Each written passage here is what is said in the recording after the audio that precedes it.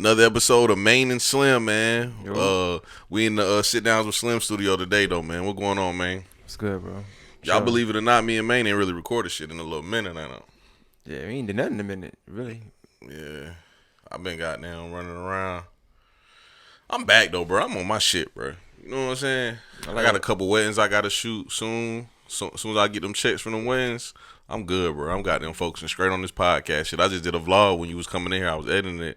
It was called "What You Pod For," and I got real passionate on that bitch. And I said, you know what? I'm gonna ask Maine that question. I could hear you editing. I was downstairs for like 20 minutes. I don't know if you know that or not. Nah, I ain't know. Cause Blue let me in, but he didn't say nothing about coming upstairs. I just said he must be up there, but I'm gonna go upstairs. Yeah. He sat down, we talked, and he left. And I was just sitting downstairs. You'll see in my story. I started taking pictures. You see on my story. I was started taking pictures. Man, I mean, dog, Blue a funny nigga, dog. Yeah. Hilarious. He's nigga. like, all right, I'll holler at you. He opened the door. I said, "You working out?" He's like, "Yeah." Was he working out? I don't know, bro. Oh, okay. He bro, Blue lost like 30 pounds though. I wouldn't know. He was like 316. Now he like 285. Oh, okay. That's cool. Shout out to him. But yeah, the vlog though, what you pod for, is funny because it's gonna already be out when this come out. But I started it out. It was supposed to be a travel vlog. I was gonna travel around Florida for my birthday, but you know how you get kind of like lost in shit, and you just be like, bruh, you don't take not one picture, you don't record shit. Yeah. Bro, I do that shit every time I take trips, bro. But that's the point. Like sometimes when you're taking them trips, like you be so caught up in the trip, you're not thinking to pull your phone out. Yeah, like even like I took some pictures and shit, but like I planned those out. Yeah, you took photography pictures. You didn't take pictures. Yeah, I planned all of them out. Like I oh. drove to certain spots just to take pictures. You know what I'm saying? I'm just not one of them people that can just goddamn like just pull the phone out every 2 seconds. Like I ain't been on social media like that lately neither, cause goddamn, you know I'm in Facebook jail, so ain't no point of me even clicking that app. That's the main reason why. Like ain't even no point of me clicking that app no more. You be wilding though. You gotta just be calm and be chill. Nah, I got in Facebook jail this time. I said a normal comment. I posted the shit of the girls proposing to men, and I was like, yeah, kings know your worth. And a girl commented under that shit, and she said something simple. I commented back and was like, nah, I was just joking. I was like, a bitch dropped a knee on me, I'm kicking her dead in her face. Yep, you can't say that. Those are things you. Why can't you say that? It's violent. It go against the code. Man. But to be honest with you, people always say something about me like not responding and stuff. But that's why I don't really be commenting, cause like I got links to post. I ain't got time. Nigga, that's how I felt like when that shit said 30 days. I was like, bro, cause bro, I had just paid somebody to design a t-shirt design for me, and I was just about to put that bitch out the next week. See there. So I said I'm gonna hold off until I get my Facebook. People just gotta start making backup pages, which is mad extra. But you know, you gotta do what you gotta do. I gotta make the backup page. I was talking to somebody the other day too, because they had gave me some money to do a album review, and I kept a butt with them. I was like, I ain't gonna lie, bro, I'm in Facebook jail, so if you want me to do the album review, I'll do it, but I'm not gonna be able to promote it. Album review. I'm trying to think of an album dropping soon. Nah, it's not Trues. Oh, okay. Shout out to Trues though, man. Trues hit me up about his project too though, and said some interesting I'm surprised. shit. I thought y'all was beefing, but okay. Nah, we not beefing. I didn't know for sure. I don't talk to you about him, but it felt like, you know how you ever see two people like just be distant, you be like, he must have an issue. It was like that. He wasn't saying nothing. Oh, that's how you felt about me and Trues. Yeah, cause y'all was always, you know, y'all was cool. Y'all was always talking every day, and then like he wasn't tagging you. You wasn't saying nothing to him. He had a project dropping. He ain't saying nothing about coming on and like that. Yeah, normally his project you have like a 3-hour podcast. And y'all just talk. We might do one this time too. Nah, if he ain't hit me up, I'm gonna do it. He ain't come back on here, bro. Why he said that? He ain't come back on here, bro. That's a wrap. Chill. That's over. I don't know. He might feel like I had too many people on here. You think so? It might be something like that. I don't know. Cause I overheard. I ain't gonna say their names, but I overheard 2 people talking, and they were like, I mean, you know, you could do an interview with Slim, but like, nigga, everybody been on there. Like, you want to do something with somebody who got down, who ain't who don't really have rappers on. When like you that. say you overheard, like, did you overhear or you were just in the conversation? Nah, I literally overheard. Like, it was somebody talking on the phone, and goddamn, I had just like walked up. I'm not following. But you knew them though. You knew them. Yeah, I knew one. Okay. I knew the person I was walking up on. It was out. Like, I was out it's a very at a bar. A very vague scenario, but I got you. I'm trying to figure how you overheard that. You didn't say nothing? I'm Slim, guys. What's up? Nothing? Nah, like, okay. The person was my homeboy. Okay, so you do know. Okay, I got you. Yeah. Yeah, he was on the phone with somebody in a bar. And I overheard him saying that. Then when I walked up, because, he seen me walking into the bar. So he was like, oh, this nigga Slim just walked in. So, they probably talked about me or something. And I walked up, I overheard it. Oh, okay. But I ain't give a fuck because I'm just like, this shit I'm about to talk about now to what you pie for. Bro, I'm going to tell you, dog. I'm going to just keep it a buck. You pie for these rappers, nigga. I don't, bro, I'm about to tell you what I pie for. Bro, when I got back in town, dog, and I've been waiting to tell this little story. When I got back in town, I hit Blue up and was like, yeah, let's record a pod. I had already had that Tinder Guy and OG Trip interview, and I didn't know when I was going to put it out. Yeah. I had planned on putting it out tomorrow, which is Friday. And I was like, yeah, Blue, let's record a pod so I can drop on Tuesday. Because I just like being consistent, bro. I just like consistently dropping every week. It just make me feel better about my life. Right. Like, even if I ain't do shit else that week, I drop my pod and I got a photo shoot booked for $200-$300. And I'm just happy about life. I'm like, okay, at least I did that. Even if ain't nothing else going right, at least I did that. Something simple. Yeah. So I said, cool, let's record. Bruh, it's not Blue's fault, bruh. Because I ain't gonna lie, I went in on Blue. We had a conversation and I made him feel real bad. And I just was like, I ain't gonna lie, Blue, you just a trash ass podcaster. And like, if I don't come with all my ducks in a row, that shit gonna be ass. But I ain't gonna lie, that shit was the worst podcast I ever did in my life. Like, I started out, we was talking about the Mayweather shit, and I ain't gonna lie, bro. I had the shit mapped out in my head. I had a good ass take. I started that shit out. I said, Mayweather lost that fight. And Blue started getting wild as hell. And I like, let me tell you why Mayweather lost that fight. And I went on a rant. That shit was fire as fuck. And Blue had the worst response ever. That nigga was like, it's money, Mayweather. So it's all about the money. He was like, at the end of the day, life is just about the money. Just get the money, nigga. All that other shit don't matter. That pride, that dignity shit, that shit don't matter. And I was just like, bro, what the fuck? I wasn't tripping about that response. But what tripped me out, I just changed the subject. Oh, we couldn't agree on simple information. Like, he was like, Floyd made $100 million off the fight, which you probably will make $100 million after pay-per-view. But I was like, he only got paid $10 million to show up, and he was like, no, he got paid $100 million to show up. And I looked it up and showed him, and he just kept saying the wrong shit anyway. Yeah, that sounds after like I showed it to him. You said it was real simple. I would have just lied. Okay.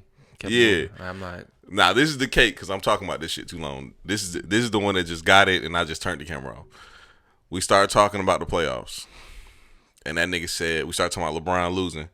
And he said, see, LeBron in the West now. So, like, when he was in the East, he had a cakewalk to the finals because he never played nobody the whole time he was in the East. Now, yeah, he did. I said, nigga, he had to play the fucking Celtics. I said, well, first off, he had to play the Pistons to make it to the finals when he first got in the league, one of his first years. Mm-hmm. And he was like, nigga, them old-ass niggas. Then I said, and he had to play the Celtics when he was on the Heat.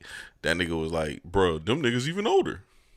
And I was like, bro, them niggas wasn't that old. Then I said... It was They had just won a championship. Yeah, that's what I said. I said both those teams had just won championships. Yeah. Now, this is the goddamn kicker.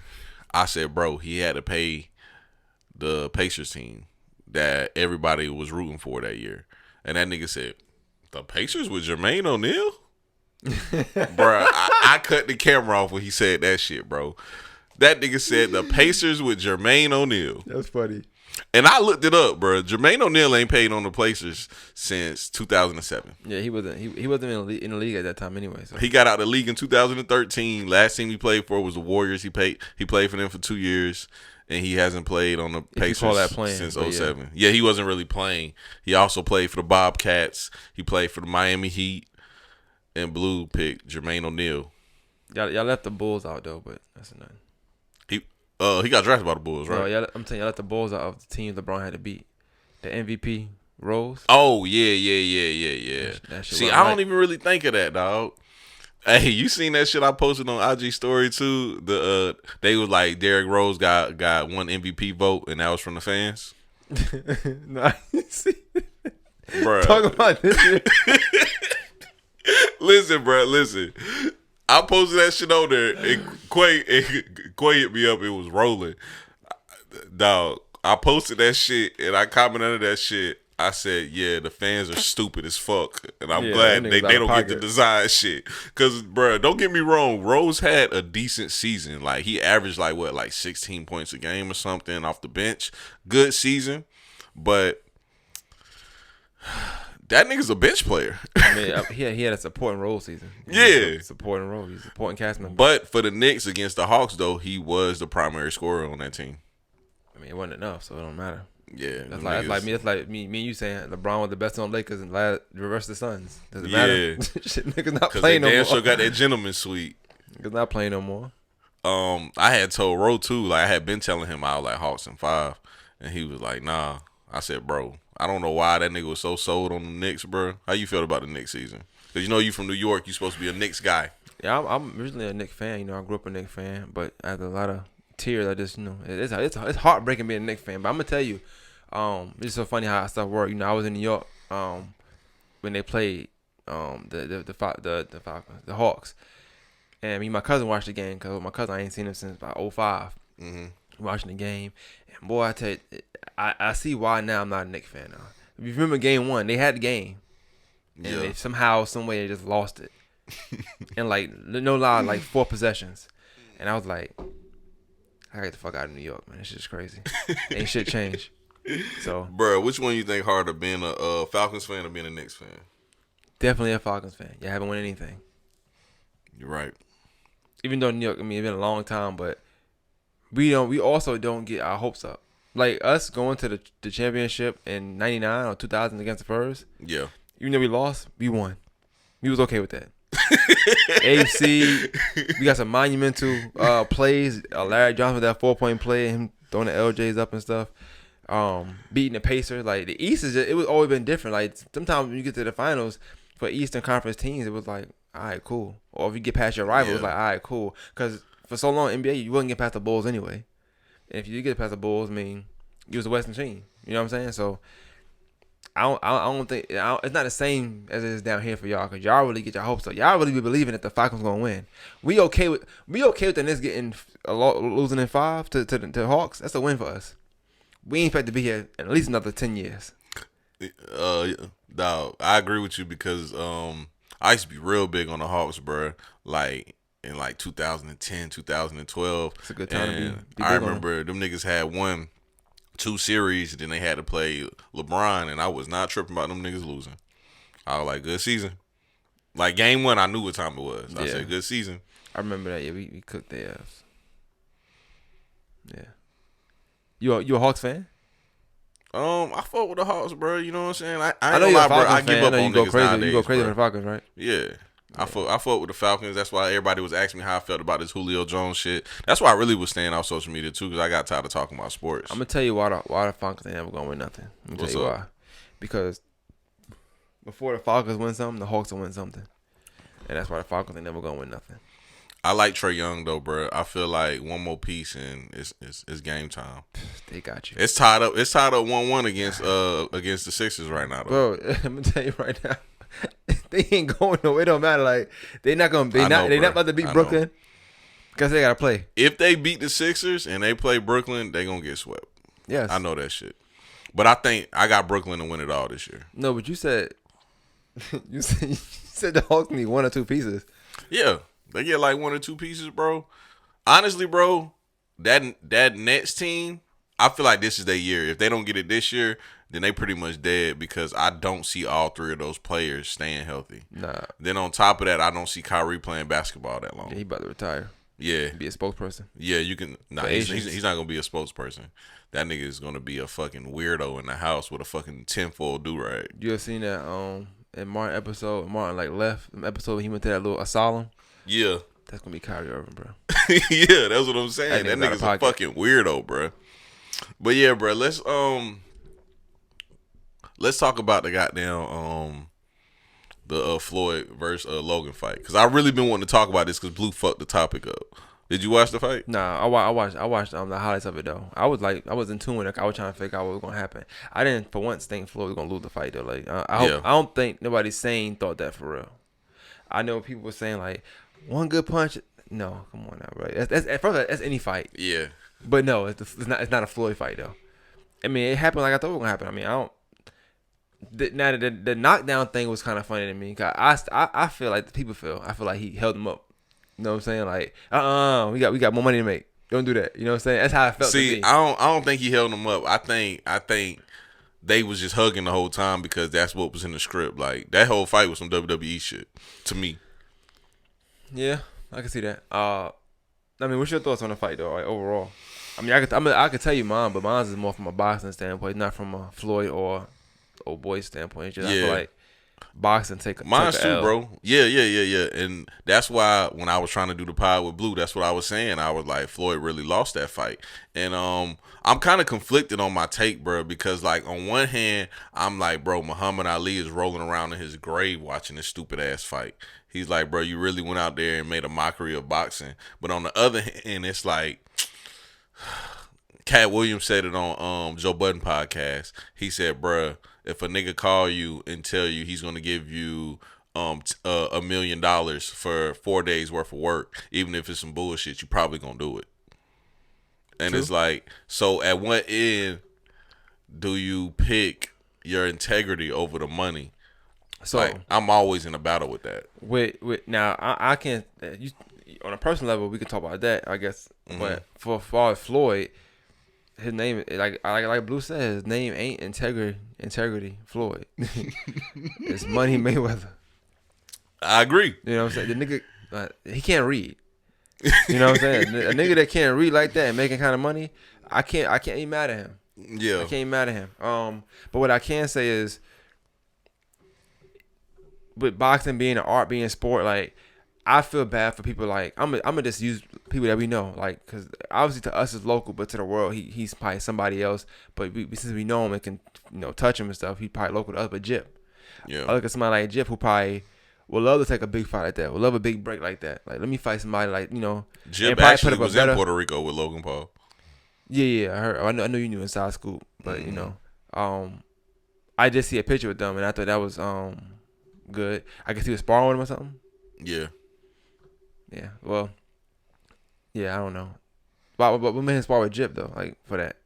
I think he had a lot of professional fighters out there that he was sparring with on a regular to train.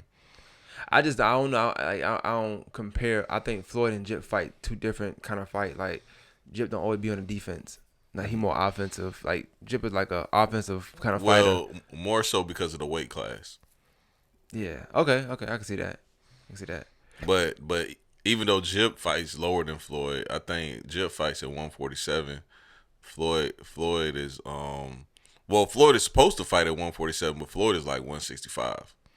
Well, either way, you fighting a 50-year-old Floyd anyway. So I mean, I get it. Yeah. But even having all the multiple boxes is also a reason why, like I said, it's not real boxing, bro. Like, it's not. Boxers pick that guy. You beat him up every day, whatever. You go do what you gotta do.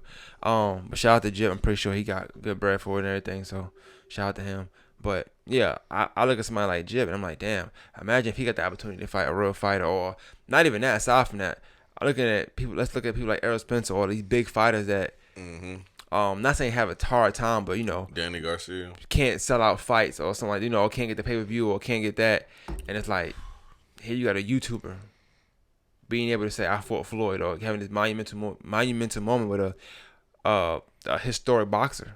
You know what I'm saying? He's going to legend. He haven't lost. You know what I'm saying? So I look at it like that, and I think and that from that aspect, boxing take an L. That to me would be equivalent to, like, I don't know, like LeBron making some fake playoffs or something like that. You know what I'm saying? And like not playing NBA no more, but not playing real team, but just having like a Drew League tournament only every year. But when he, you know what I'm saying? Like, it don't make sense to me. It just, I don't get it. If Floyd gonna fire, why not? So what? Do you like the celebrity boxing shit?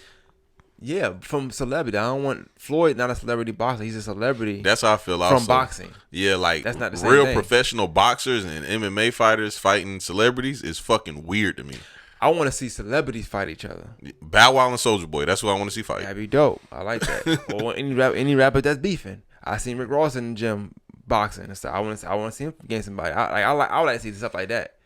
You know what I'm saying? Because I have people got these 50 versus Ja.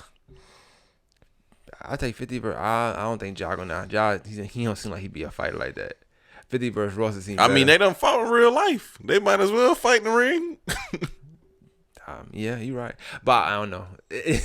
You're not fighting a nigga that got something to do with you getting shot up. You're not about to fight. As soon as that bell ring, nigga might get aired out. You're not fighting a nigga like that.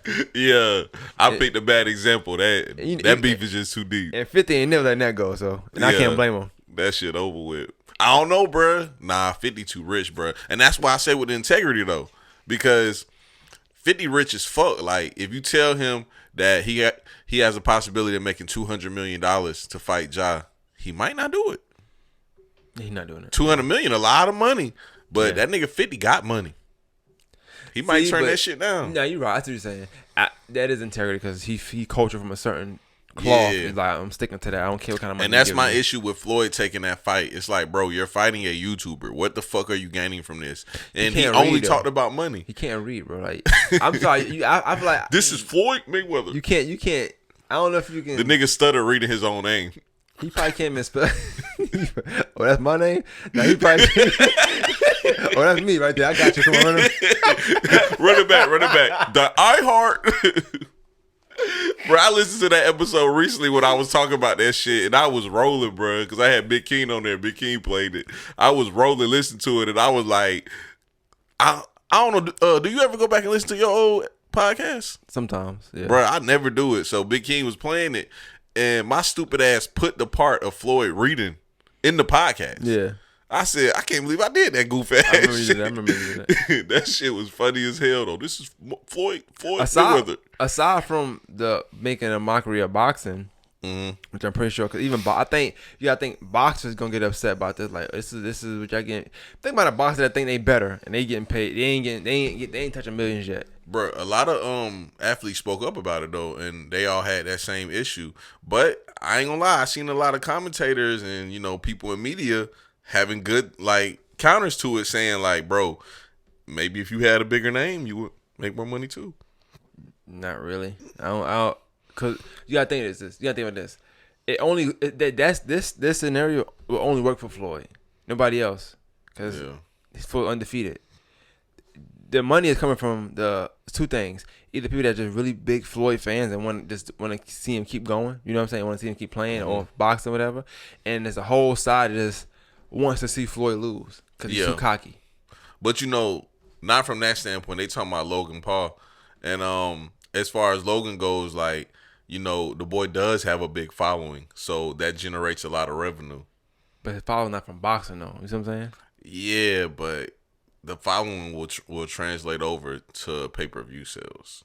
And all that go back into what you were saying about boxing taking that L, because now it's WWE. It's more money in fake boxing matches than real boxing matches. Yeah.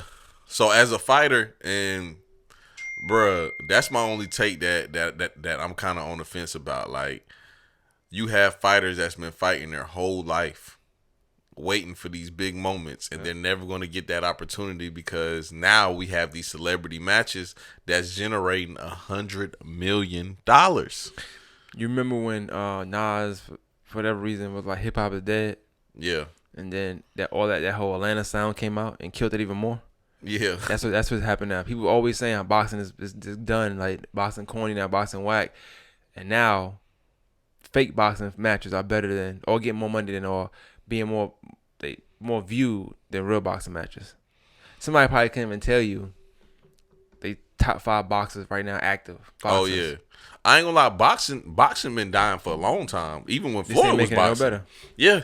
But Floyd boxing, he was the only one we wanted to see. Or people wanted to see. Whoever he was fighting him. I'm gonna be real with you though. Celebrity boxing matches is the future. We're gonna start seeing a lot of this in the future, bro. And them shits are a little entertaining, dog. Like, this nigga Ocho Cinco hitting the canvas is like just gold, bro. Yeah. It's just gold. Like, it's funny. He gets up and he put his hand up like this and try to dap the nigga up. Nigga way over there. Nigga couldn't see. Nigga way down. He like, nigga, bruh, that's entertainment, and that's what we want to see. Even though I love boxing, bro. I love to watch boxing. But a lot of people just don't enjoy that shit no more. They want to see Nate Robinson get his ass knocked out by a fucking big-ass, oversized white man. Yeah. They want to see that shit. Yeah. Shit crazy, bro. Like, I don't know. Boxing couldn't be me. I don't know. Boxing is, I don't know. I'm with you though. Muhammad Ali definitely rolled over in the grave. Like, damn, what I did to my sport. This what y'all did? All right, bro. So hold on, tell me, but my bad. But with the boxing, with the with the Floyd thing, I don't know if I'm more upset at the boxing match or the fact that Floyd was growing his hair. Like, I didn't understand that. Like, I'm like, what the fuck is that? Why? You know he had the surgery and he got his shit goddamn Which is crazy because it still looked bad. Yeah, it's that bad. You know what I'm saying? Like, you could. I was like, oh, he got the Tory Lanez shit. He must have went to the same doctor as Tory Lanez. It's no way possible because Tory Lanez shit don't look that bad. Nah, Tory Lanez shit look bad. Tory Lanez shit look like LeBron shit, but goddamn, it's like a comb over. Like, it's just combed to the front. Yeah, they all like LeBron. Just like they got toupees. It's like they got toupees, but they bald. They got a bald spot in the middle. They got the toupee shit. I'm like, bro, just cut that shit, bro. Nah, that shit wild, bro. Yeah, shit nasty. But bro, if you was Floyd Mayweather, would you have took that fight? Yes, I can't read. I'm gonna take. I'm sorry. You gonna get that money? Yeah, like yes. Oh, and he probably don't know what the hell is in the contract. He didn't know the numbers. All right, 18 million here. All right, yeah, okay, yeah, sure, let's go.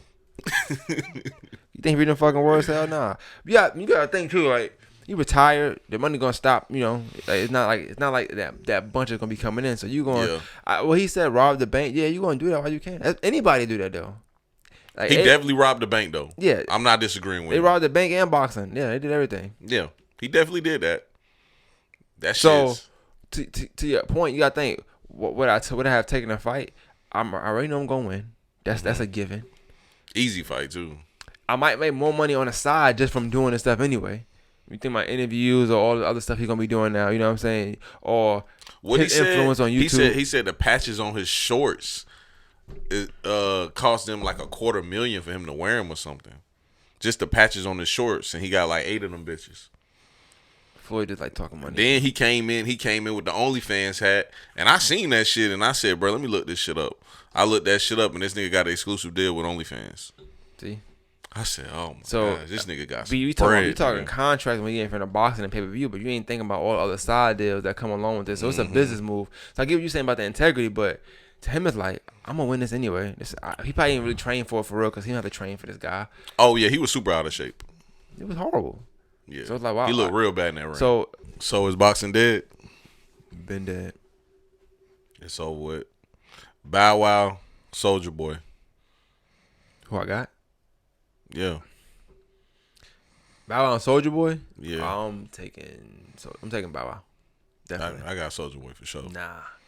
Soulja Boy, he's too small. He don't like a fight. Soulja Boy, he taller though. Bow Wow a little shrimp. I know. I seen a lot of tall niggas fall. You was tall niggas, so that's probably why you feel like. But I seen a lot of tall niggas fall, so I don't know. Nah, I can't take Bow Wow serious. Like, I just watched, and it's the first time I watched Breakfast Club in a long time. I watched Ray J and Bow Wow on Breakfast Club. It's funny because Quiet was over here when I was watching. It's recent. They both was on there at the same time. Yeah, it was this morning. Oh, I ain't see that. I ain't. That's the reason why I clicked on it, because I ain't gonna lie, Ray J just a funny nigga to me, dog. And bro, as soon as I clicked on it, Quiet had just walked in the crib, and that nigga seen that nigga on the screen, and that nigga said, "It's funny because Bow Wow don't know he lame." That's the first time I ever heard Quiet say something bad about somebody. Yeah, Quiet on him, he did be chill, so he be chill. Yeah, that nigga said that shit crazy. That nigga don't know he lame. Like, look at this nigga. He think he cool as fuck. Like, bro, we don't care you rich, you lame as hell. Wow, bro. That shit funny because it's true. Like, this nigga Bow Wow, some kids walking behind him, he on the phone talking about some, they don't know what's me. Yeah, like, bro, they don't care that it's you. That was funny. I remember that. They don't care that it's you, bro. Yeah, I remember that. That was funny. Bro, have you ever been out somewhere and a celebrity was there and, like, they was acting like they was that nigga and nobody just gave a fuck about them being there? Yeah, locally. Like who? Oh, local people? I ain't saying no names. You know? You talking about like... You mean like a real celebrity? Yeah. Oh, no, I ain't, not really. Bruh, the number one I can remember is Leland Austin. When I was young... Yeah, you gotta stop your bullshit, bro. Bro, the number one is Leland Austin. You hate him. I don't hate that nigga. It's just, bro, like, I remember being young and seeing this nigga out all the time. Young L.A. Come do sit down with Slim, man. Y'all gotta talk, man. I ain't got no beef with this nigga. And don't tell me you wouldn't have me on your podcast, because you definitely would. I feel like you called him out on the low. I pick up your tactics, man. I think you called him out on the low. Nah, I ain't calling that nigga out. Somebody gonna tag him at some point eventually. I ain't calling that nigga out. I'm just saying, like, bro, I done seen this nigga out places and ain't nobody pay him no fucking attention. They probably don't know who he is. But I ain't gonna lie, I will tell you the truth though. I don't like those showcases he put on in Augusta. I hate that shit. Yeah, you told me that. Yeah, I hate that shit. And I say that. That ain't no different than what we talking about, yo. Like, niggas trying to get money. Oh, a club? All right, showcase. Let's see. That's his back end. Nah, the showcase shit is worse than that goddamn boxing shit because I don't like people trying to make money off of other people's emotions, like taking advantage of other people's pride and emotions and like they hard work. Like, bruh, a nigga that's been working hard trying to get on rapping for years, and you tell him come to the showcase and give me $100 and goddamn, you know, it's gonna be good opportunity. They gonna do it, and it's gonna be like 50 people there, so you gonna make money. And the fact that you would do that knowing you're not about to do shit for nobody in that fucking building. Can I be honest it's with you? fucked up to me. I'll be honest with you. If it's a rapper that's been working hard for a long time, mm-hmm. and he allows Young LA to be the reason he gets my $100 for a showcase, then that guy's a dummy. I'm just telling you right now. Like he probably not as talented as you think he is. Like, that's just me personally. I don't feel like but then it's not about how talented they is though. It's about like them just not knowing. And you're right. They don't know. Nah, you should know, bro. Like, but that's why I feel bad for them because you're taking advantage of people not knowing. What's something you would spend $100 on? What would you spend $100 on? Right now? Yeah. Probably some Reeboks. You like Reeboks though, right? Mm-hmm. What wouldn't you spend $100 on? Some pussy. Okay, but you like that though, right? Yeah. You smarter than that though, right? Yeah. So they gotta be smarter than that. That's all. I don't know how. Like, they gotta be smarter. Like, I'm not spending $100 for a showcase. I think artists in general, indie artists in general, gotta get smarter than that. Like, you going to these showcases, it's 50 people. I'll say this, because I think we always blaming the people that's making money, and that's gonna be. I understand why, because we on one side of it. If they had podcasting showcases, I'm not paying. I'm not doing it. I'm just not paying it. I come here, I do my own thing. I'm not doing no showcase. I understand that in rap why you want to do it, because you might have somebody like Boosie on the ticket or Gucci on the ticket, and they sign these artists.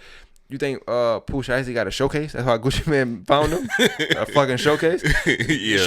Matter of fact, show me one artist right now that's popping that got signed at a showcase. D Smoke. I've never heard of him. Next. Nigga, D Smoke won a Grammy. I ain't never heard of him. I don't know what that means. He won a Grammy. Who was that? The nigga that got signed off that show that was on Netflix. Oh, you asking the wrong nigga. I don't listen to that type shit. My point exactly. You know Pooh Shiesty, right? Yeah. You know all them niggas that Gucci Man is signed. But I mean, a lot of niggas know D Smoke though. You know what I'm saying? Because that's they bag. But you said Netflix. We ain't talking about Netflix. He got signed because he was on Netflix. That's why he got signed, nigga. Not because he was in a showcase. I'm talking about a showcase in a club that these rappers. Oh, nobody. Exactly. So what are we doing it for? How long are these promoters gonna have to be able to lie to you and you okay with it? Because it's been, I'm gonna say 7 years I've been hearing about showcases. Now you beefing with the promoters. No, I'm talking about the artists. They the idiots to me. Not all artists are idiots. I'm just saying. Bro, like, it's funny too, cause somebody sent me something today, dog, and I ain't got no problem with the nigga who it is, but it was a flyer that a promoter posted. Be nice. Yeah. I'm looking at his phone. Yeah, it's Be Nice. It's a whole tour package, 40+ cities, 8,000 to ride and Sprinter with me, 6,500 to drive yourself. He trying to get that bag. I'm not mad at him for it. I'm not mad at him, but I want to see the nigga that pay 8 bands to ride in a Sprinter with Be Nice. And that nigga better not be flexing like he doing something. That's all I want. That's all I'm saying. You're not making moves. You're paying. Paying to play, which is cool. Bruh, do that. 8 bands to ride in a Sprinter with P Nice, and hopefully you get to meet Boosie, because that's the only person I ever seen with P Nice was Boosie. Listen, man, you can't pay. I'm not paying about $8,000 to ride with them in anything. Yeah, I don't care. See, bruh, it's certain things that like I'm not against when it come to paying, because I remember a situation with somebody. He don't rap no more, so I know he don't care about me saying his story. But the night that Boss Man Yayo got locked up, somebody I went to school with paid Boss Man Yayo for a feature, And Bossman Yayo had already did the feature. They were supposed to do the music video, and they were supposed to do it at one of my homeboys' house. Come to find out, Bossman Yayo had got locked up for his situation, which we ain't got to talk about on here. But so he never came to the to the video shoot, and I don't know what my homeboy did about the video, because LaFont was there. LaFont was supposed to shoot it. He had girls that he paid to be there, all kind of shit. But after he left, we all drinking the liquor, because it's like, shit, nigga, video ain't happening. We might as well drink the liquor since the video ain't happening. And somehow we all get to drinking, and the conversation gets sparked up. And this is how Habitual Offenders ended too.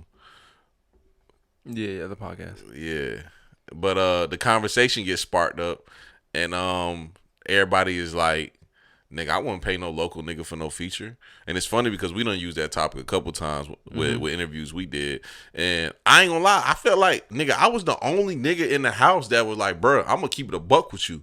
If I was a rapper and I had a little buzz, like, if I had 5 videos on my channel and I was getting like 4,000 and 5,000 views a video, and goddamn, somehow I crossed paths with Bossman Yayo and he wanted me to pay him $500 for a feature. Nigga, what the fuck is $500? Depends on who you're talking to. I mean, niggas about to pay $8,000 for Out of Sprinter. Yeah.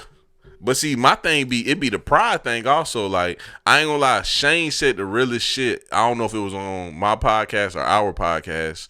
He said he paid for somebody locally for a feature before. Yeah. And he was talking about Jay Fox. And he was like, and I did it because I know this what bruh do for a living. So, like, I don't mind breaking him off the bread. But Jay Fox is somebody got a buzz. I mean, yeah. He got a buzz, an ass of followers. It's only Shane just invested in himself. I think he got like 100,000 followers. He invested in himself. Yeah. Now that's something he can post on his page, and now they'll go follow Shane. And I noticed that Shane views has been going up too. I peep all that stuff, so it worked out for him. For sure. And it's something interesting that Shane and Slime KD said in those interviews I did that week. I did an ass of interviews. It's something that they said that I've been bringing up to artists lately too. Is niggas having careers and rapping. And you see, I brung it up with the OG Trip. Yeah, I thought that was a good. Oh yeah, we can talk about that. Yeah, I'll talk about that a little bit because I didn't really like what they said like that. I wasn't. A lot of people hit me up and said that, and I know. I'm cool with. I'm taking a break from social media. And that would be my clip. You know what I'm saying? Yeah. But that would be the clip, like them saying, like, nigga, stay out the way if you already got a career and shit. Like, I wanted to ask you how you feel about that. I'm not going to talk on a local level because I ain't going to talk about that. You know what I'm saying? Mm-hmm. I can only tell you on a higher level, like real rappers that not real rappers, high end rappers that high end rap. I don't know what to say, but rappers, mainstream artists. If you do that, then you never get a Drake at that point, right? And we want to top artists in the game, right? You probably never get a J. Cole if he just finish school and go do what he got to do. You know what I'm saying? It's a lot of people you just won't get that got careers that ended up rapping and they stopped their career. You know what I'm saying? Now it might not be a lot because some people always just feel like they have to come from the street, and I get what they were saying, but rap is not only a street thing no more. That's correct. That's 95 to about 2010. Wale, J. Cole, when they came out, that shit was over with. That whole I'm from the streets, I rap now. That's over with. You can still do it, and it works for some people. But it is also rap as a collective now, so you can. Let me pause you real quick. Don't lose your train of thought. Did you ever see that Facebook post I posted? And I said, I'm so happy that goddamn it's not cool to be no gangster no more in music or some shit. And there was a lot of old head niggas on the post, and they was like, nigga, since when? And I was like, bruh, y'all niggas is lost in the past. Like, bruh, don't nobody care about gangster rap no more. Yeah, but people still listen to old music. They never listen to new music no more. Yeah. Which is why, like, I know you say you want to talk about the dude, but that's why some people saying J. Cole album is trash. Because they so used to a certain kind of music. Their ears haven't developed that new sound of music yet. Yeah. You know what I'm saying? And don't get me wrong, people do still listen to gangster music, but that shit got to be melodic. Cool. It got to be melodic like nowadays. It can't just be no many men. I like that YG and Mozzie. I love that project. Hard as a motherfucker. But I like Surf Mozzie together. But I listen to tough music all the time. Yeah. But I can tell you like, that J. Cole is fire. This song is fire. Like it's a mesh now. It's a mix. If you don't like it, then you probably not gonna make it in the industry. And that probably was stopping a lot of local artists from getting on because they so used to this old way, and that way ain't the way no more. Yeah, they not trying to be diverse. Everything. You know how many gangsters it is for real? You think you about to make it because you tougher than the 10 people in your neighborhood? No, that's the old way. That's not how it works no more. Bro, I said that to somebody recently. I said, to be honest, and this is me being 100% honest, bro.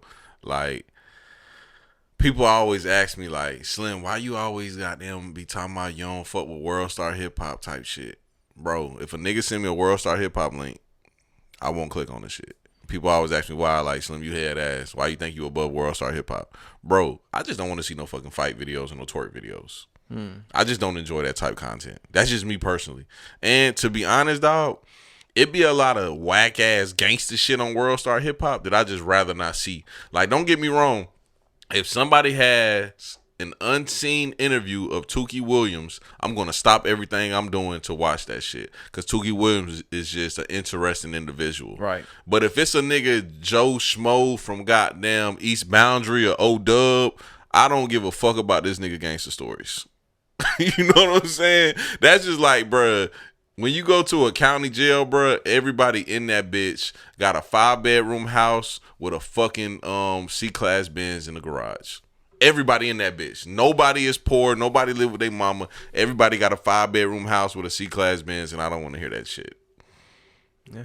Like, nigga, you wouldn't be in this bitch for goddamn selling a quarter of Reggie if you had a 5-bedroom house and a C-Class Benz. You know what I'm saying? You'll be here on some racketeering or some other shit. But you in here on a misdemeanor and you ain't got no hold. You got a bond and you in here. But I ain't about to cut you off, but I thought about something just now. You said the career thing too. So I get their take on the career thing, right? Mm-hmm. But you mean to tell me because rap is all you have, I should rap now?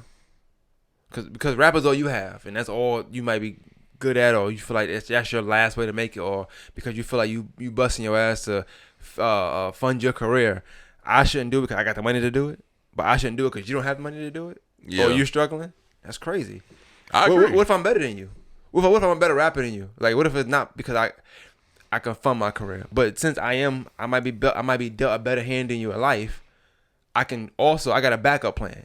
I ain't gonna lie, bro. I shouldn't rap because you don't have a backup plan? Bro, that's crazy. Bro, we just hit on something that's super interesting too. Like, I remember when I was in high school, and I never like got into high school politics because I rarely went to school. But I remember being in like 10th grade, and they had like these weird ass little talent show type shits. Or like, it was called open mic. That's what it was called. It was called open mic. They used to do that shit like in the mornings. I forgot what day it was because high school was just a blur. I smoked so much fucking weed back then. But they did this weird ass shit called open mics. And y'all know what school I went to. Y'all about to get offended, bruh, but my bad, dog. Only the lame niggas that went to our school went to the open mics. You know what I'm saying? If them niggas used to be in there rapping their ass off and all them niggas was trash, bro. I know, bro. Y'all about to hear this shit. Y'all about to jump in my DMs because there's like 2 niggas that DM me on the regular that watch all my shit. I'm talking about y'all too. I'm sorry, dog. It just is what it is, bro. You know what I'm saying? It is what it is. That's like funny. Them niggas was trash. But we also had like a nigga or 2 that went to our school that really could rap, and people actually paid them attention. Like, this is back when MySpace was popping. Like, matter of fact, I don't know if you ever seen a nigga Jam that was on my podcast before. Mm-hmm. Bruh, this nigga on MySpace, this nigga had millions of plays on his MySpace page. That nigga never touched the open mic floor.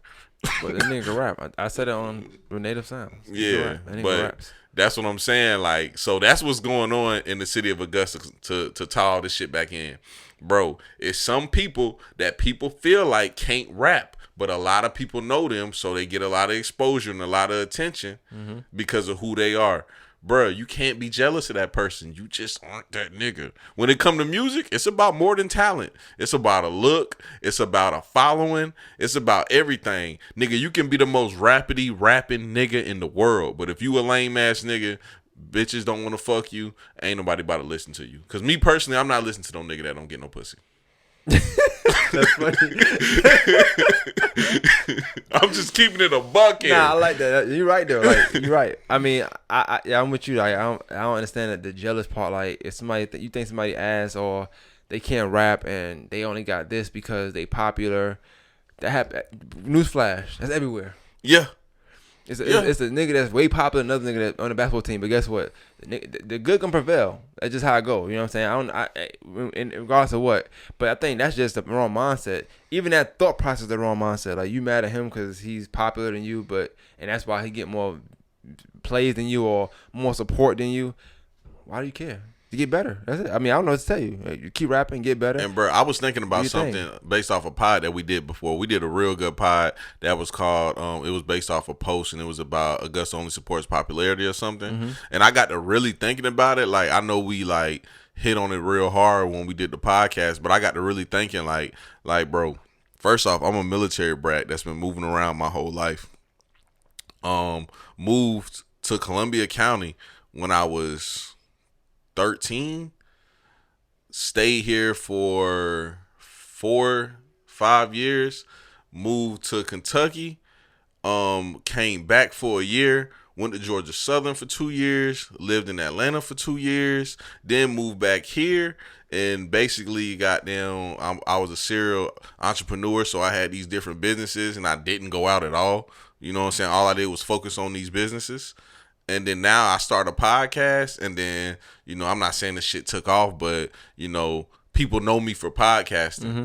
And I'm saying all that to say, bro, people know me for podcasting, not because I'm a popular nigga. Nigga, I'm not popular in Augusta. Yeah. People know me for podcasting because I put out a good product that people decided they wanted to listen to or watch. Right. So that's all you got to do. Put out a good product and work on your branding.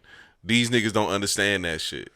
Yeah, so in a nutshell, because I know we did touch on heavy last time. Yeah. Only people that's saying Augusta only supports popularity are people that aren't being supported, but they're looking at people that's popular being supported, and they're thinking that because they're not being supported, it's because they're not popular. Yeah. And it's not that. It could just be because you're not putting the work in. It could be because your thought process, you thinking that somebody else is getting support because they're popular, it shouldn't be a thought to you. You should be thinking about how can you make yourself get more support. That should be your only thought. Mm-hmm. So, I mean, I think sometimes when people feel like they down here, they try to pull themselves up by bringing others down. You can't do that. That's not how it works. That's already the wrong thought process because already you're still not thinking about what you can do to make yourself get more support. And it ain't complaining about support. That's also number one thing. I can't stand that. Like you'll never see me complain about support.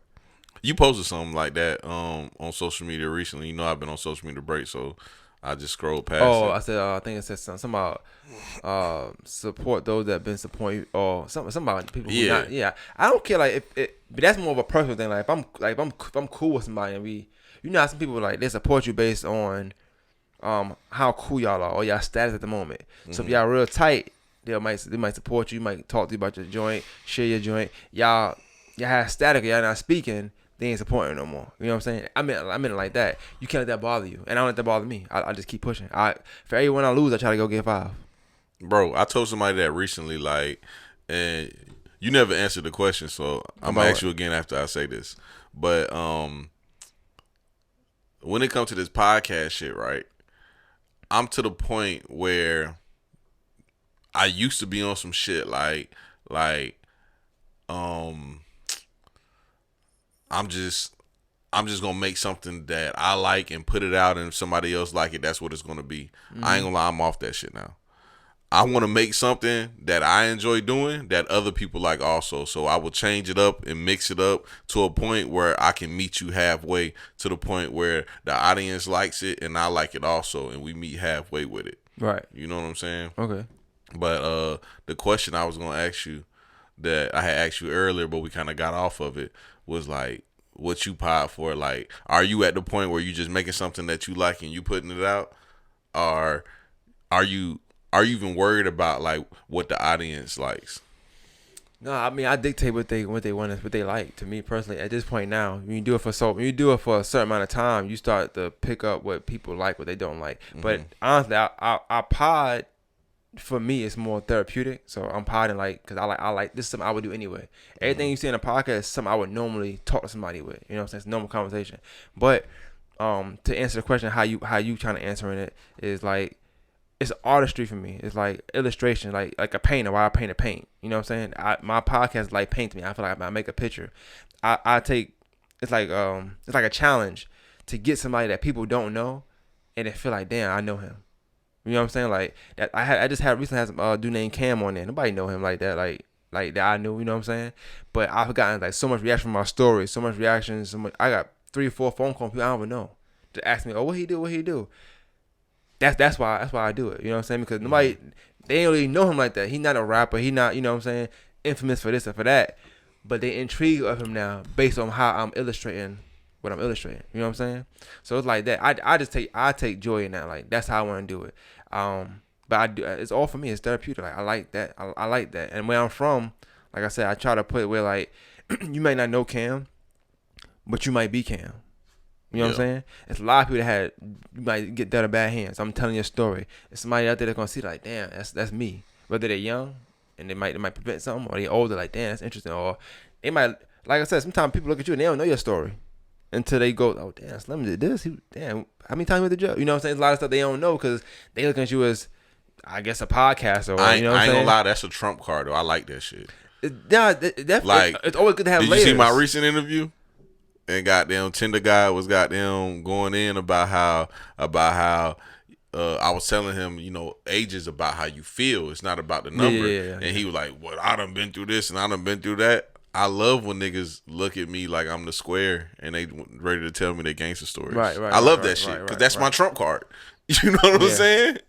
Yeah, that was fun. I remember he's like, I've been shot. I went to jail. I got 3 kids. I got this. And you was like, I got this. Like, you know, you even go deep into it, but it's like, oh, bro, when niggas kick that, I done been to jail 3 times. Shit, I just be like, okay, cause like, bro, I probably never even told you this before. Bro, I done been to that motherfucker like 16 times. Yeah, I know you even told me the number, but I mean, I know you've been there. Yeah, so it's like, but why you saying that out loud? Like, who gives a fuck? I guess that made life stressful. I don't know. And then also, like, who cares about you going to the holding cell and getting out? Who gives a fuck? Yeah, that's another thing. People you gotta start acting like that's. I ain't gonna say that. I ain't never been to. No, bro, no. That shit doesn't matter. I know that's not the time. I'll tell you one time though. I have been to a holding cell where it was kind of head ass. I had a Challenger, and I drove to school. I had it for 3 days. I wrecked that bitch, and goddamn, I got a DUI. With DUIs, they hold you for 12 hours. So when I wrecked my Challenger, it was 3:00 in the morning. They didn't let me out till 3:00 in the afternoon. When I woke up this is Statesboro. When I woke up in the morning, it was a head ass nigga on the bunk with me, and it was only 2 more bunks in there with us, and it was a white boy. They got them brung the trays out. I'm in that bitch. I ate some of my food and I put the shit to the side, and the nigga walked up to me first, and the nigga was like, "You ate your food?" I was like, "Shit, I ate some of it." He was like, "I can get it." I was like, "Yeah, you can get it." I gave him the tray. And goddamn, he walks over to where the white boy's at. And he goes, "Hey, give me your tray." You know what I'm saying? He goes, "Give me your tray." And the white boy goes, "But he just gave you his tray." He was like, "Yeah, but that nigga had already ate what I wanted." And the white boy was like, "Oh, well, why you ain't take his tray before he ate it?" And he was like, "Nigga, give me your fucking tray, nigga." Nah, you know what's funny? I was at work the other day, right? And this is a little white dude named Kyle, whatever. And you know, you could tell somebody that want to be part of the culture or trying to be black. You know what I'm saying? Yeah. And we know we feel like he not like that, but we know he young. You know, but it was an older dude in there named Larry. He came in the break room, or whatever, and was like, "Yo, where the chicken sandwiches at?" You know what I'm saying? I'm like, "What's going on?" How he talking is like he talking. You know what I'm saying? Yeah. And I was like, "I ain't got nothing." He's like, "Yo, make sure you bring a chicken sandwich next week, man." And I'm like, "What? Why you saying that for?" He's like, "Nah, he gave me chicken sandwich the other day. It was good. He need to keep bringing them." And like how he was talking, like you could tell he been in jail before. You know what I'm saying? Like, yeah, he was that nigga in jail. Like, "Hey, give me that. Give me that." I was like, "Damn, Cal, you bringing nigga chicken sandwich to work now?" So he gonna fuck you up. You got a chicken sandwich, nigga. That nigga was blown. That nigga was blown, bro. Hey. But that's how it be though. Like you can pick you can. Bro, you know what's funny, bro? It's some shit on YouTube, bro. Watch this shit tonight, please, bro. They called the Hodges twins. The what? The Hodges twins. What's about? Probably some wild shit, bro. It's some white boys that's from some place called Hodgensville or some shit. I don't know what state it's in. Or it's called Hodges. Bro, I don't know what state it's in, but it's some white boys that grew up in the projects, and these niggas is head ass, bro. And somebody just followed them and just made a fucking documentary about these niggas. Like, these niggas, they say nigga, they fuck black bitches, and they just head ass. They head ass, bro. But it's funny because, like, one of them is a plumber, and at the beginning, he be like, I be laying pipe.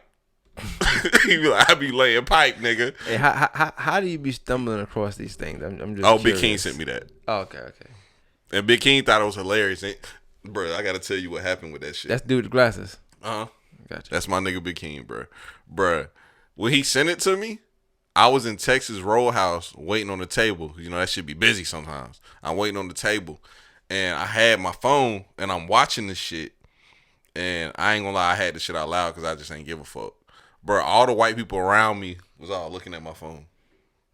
Like, what the fuck? I don't know, man. You trying to part of the culture, man. Bruh, you gotta watch this shit. This shit is stupid. It's so stupid, bruh, because it's just like, bruh, it's just another example of that. Niggas that live in the hood trying to get out. Niggas that don't live in the hood trying to get in.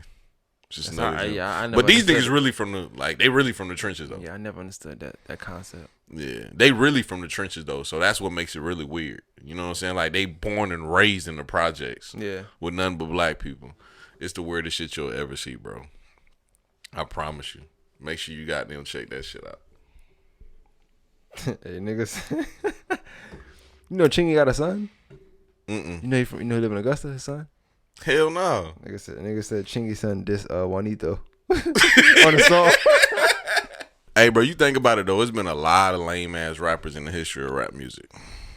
Yeah. But we knew they wasn't going to last long. Like, Chingy, you knew that nigga wasn't going to last long. I mean, honestly, I never thought about it at the time.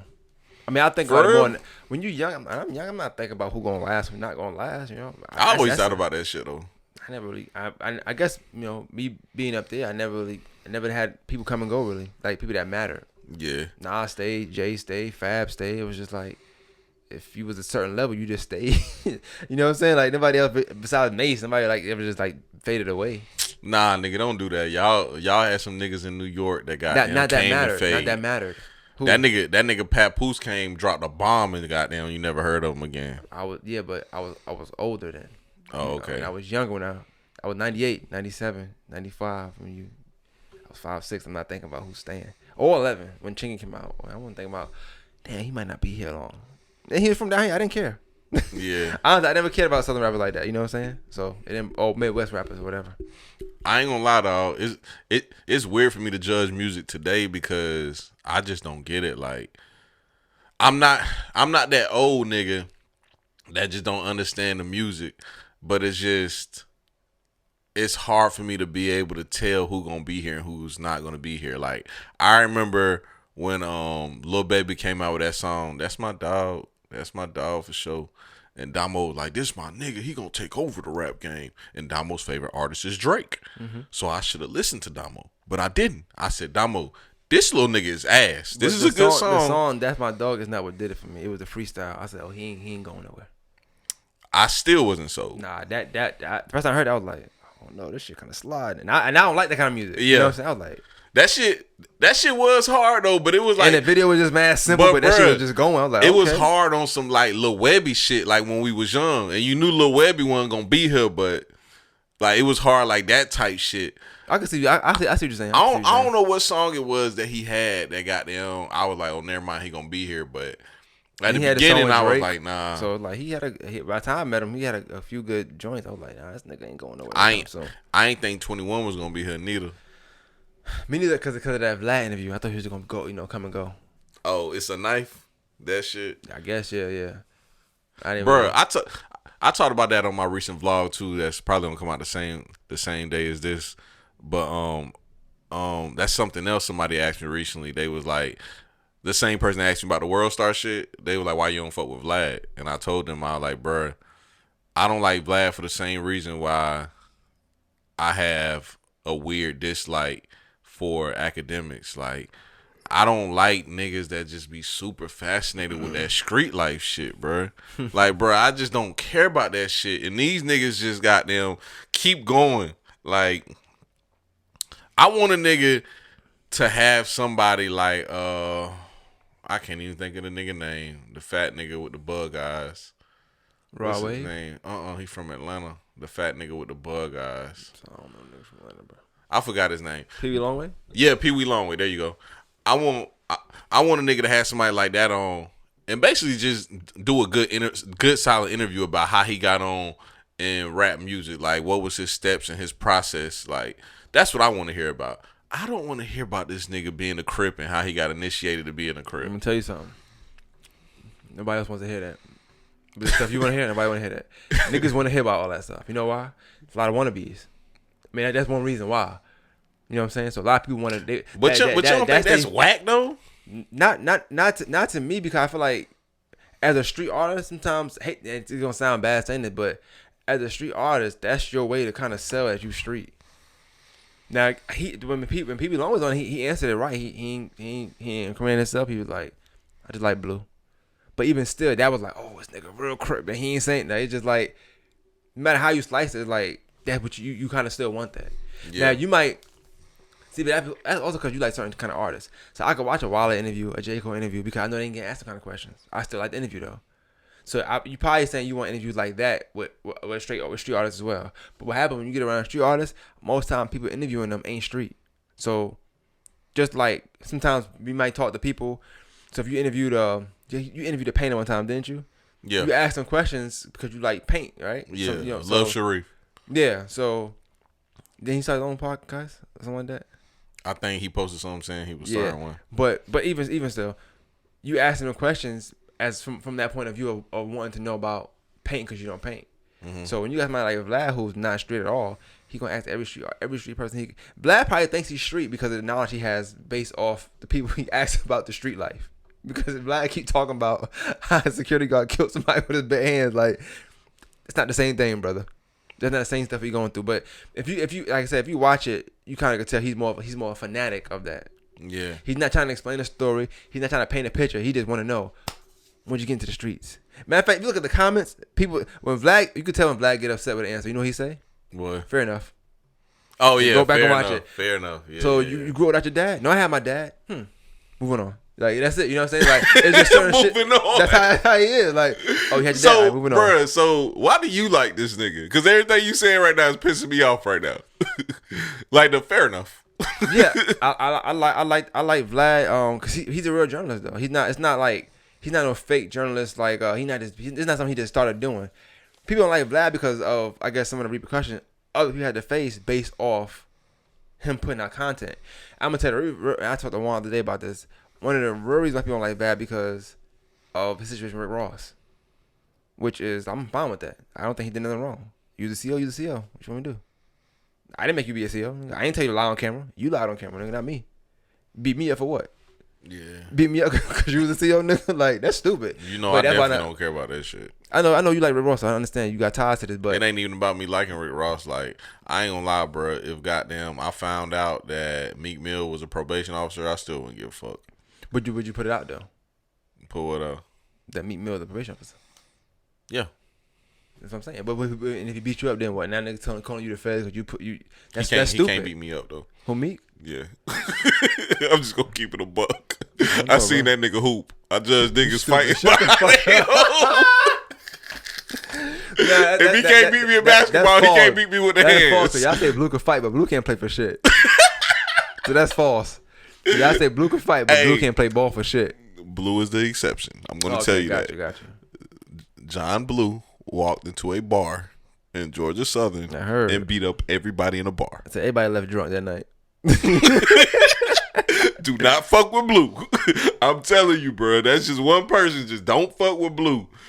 Nigga, I say that shit all the time. I be like, bro, like when it comes to that fighting shit, I don't care about no damn fighting shit. But Blue is just one nigga I'm not fighting. Like, I'll just leave that shit alone. Understandable, bro. I'll just leave that shit alone. Like, nigga, for what? Understandable. Like, you got it. You got it for today, bro. But what's up with these lame rappers you was talking about? You was going somewhere with that? Lame rappers? Nah.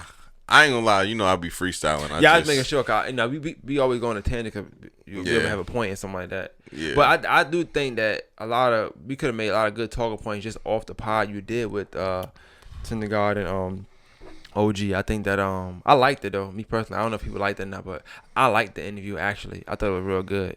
I thought you did a good job interviewing because it wasn't just questions, it was like points to where y'all kept going back to it later on and stuff. It was funny too.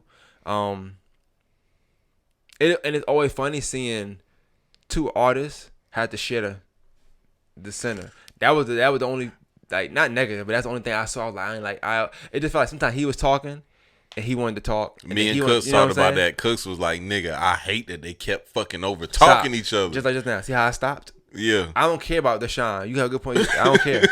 I'm not saying they did. But we do this though. See how I just did it again? You know what I'm saying? This is what we do. So like, nigga, this is like fucking, what was Hov and Kanye album called?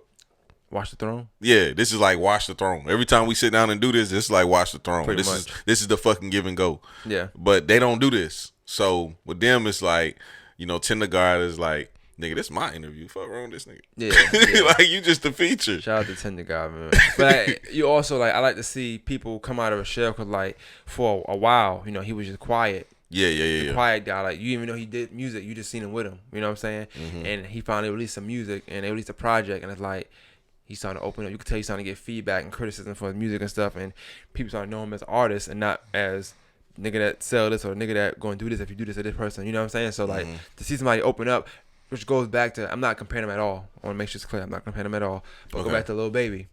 Remember he first came to the Breakfast Club? I can't blue outside. Remember he first came to the Breakfast Club? Yeah. He was chill, just humble. He go there now, like, it's his room. Because he that nigga now. You know what I'm saying? He that nigga now. He wasn't that nigga before. He probably was in his mind, but he wasn't, like, to the world. But, like, I like seeing that transition from artists, too. Like, I just like art, man. I like seeing things blossom, man. You could see that in the interview. Like, he was just more open. Like, he was just willingly just saying things. It was sometimes even questions being asked for like 5 minutes, but they might have talked about 3, 4, 5 different things. Bro, it's one thing I really liked about that interview, and that's the fact that I didn't put no clips out, and that shit still did well. When I first seen it, when I seen it had way more numbers than, like, even when you and Blue do it. I was like, damn, I said it's 5 hours ago. I said, oh, these niggas sending it out. I love that, you know what I'm saying? Yeah. But I watched it twice. I went and watched it twice. I liked it though. I liked it a lot. I'm gonna be honest with you. See, I don't know because every artist is different. It's some artists you have that's bigger that I don't necessarily look for, but since it's you, I'm gonna watch it. But I was looking forward to this one because I want to know what they were talking about. It wasn't like, it was no kind of pre-thing. You know what I'm saying? You didn't allude to nothing. You didn't call me and say, hey, they said this. It was just like, y'all watch it if y'all want to watch it, and everybody wanted to watch it apparently. So shout out to them. You can't knock them for it. I told you I've been chilling lately, so that was one of the ones that was just like, I'm gonna throw this out there. I ain't gonna lie, I got a podcast I did with Cooks that I'm only putting on the Patreon because that shit was crazy. That's the one. The one y'all was here, or yeah, we did it here. I want to say like, it was the day before my birthday, June 2nd. He had a shirt on, right? He had a tank top on. Oh, you got to stop clothes when you come to the podcast, man. I told that nigga he was trying to look like Plies. Yeah, I seen that in your story. That shit was funny. That nigga was trying to look like Plies, bro. But nah, that's the one though, bro. That nigga got in his bag, bro. And I did a vlog at his house last night. I'm gonna make sure I had that shit out tomorrow. I'm gonna try to have this out tomorrow too. Hey, it's no rush on this, but I do. And now I think about it, I forgot. We gotta tell you something. Last time we did Man Slim, you didn't make no clips, bro. And you wrote down like 10 different things. You were like, I'll make this time, that. I was just waiting. I said, oh, this nigga Slim must have forgot. For real? I ain't text. I probably thought you was making clips. That's probably what happened. I think we discussed it. I think it was your turn. We were like, it's your turn. I wasn't tripping though. I mean, people watched it though. It was good. I'm just. You probably right. You probably right. Because you said you were writing down during the thing. Nigga was like, what Slim? He put no clips out, bro? Oh nah, nigga. I was writing down timestamps of every time Juanito talked, so I can goddamn edit the two camera angles. You said this too. You like, I'm gonna do the clip, but you was doing something. You was going to do something. I told you. I said, bro, I don't think you gonna do it. You're like, nah, bro, I got it. You did have it up though. I give you credit because you said you had it up. You did have it up.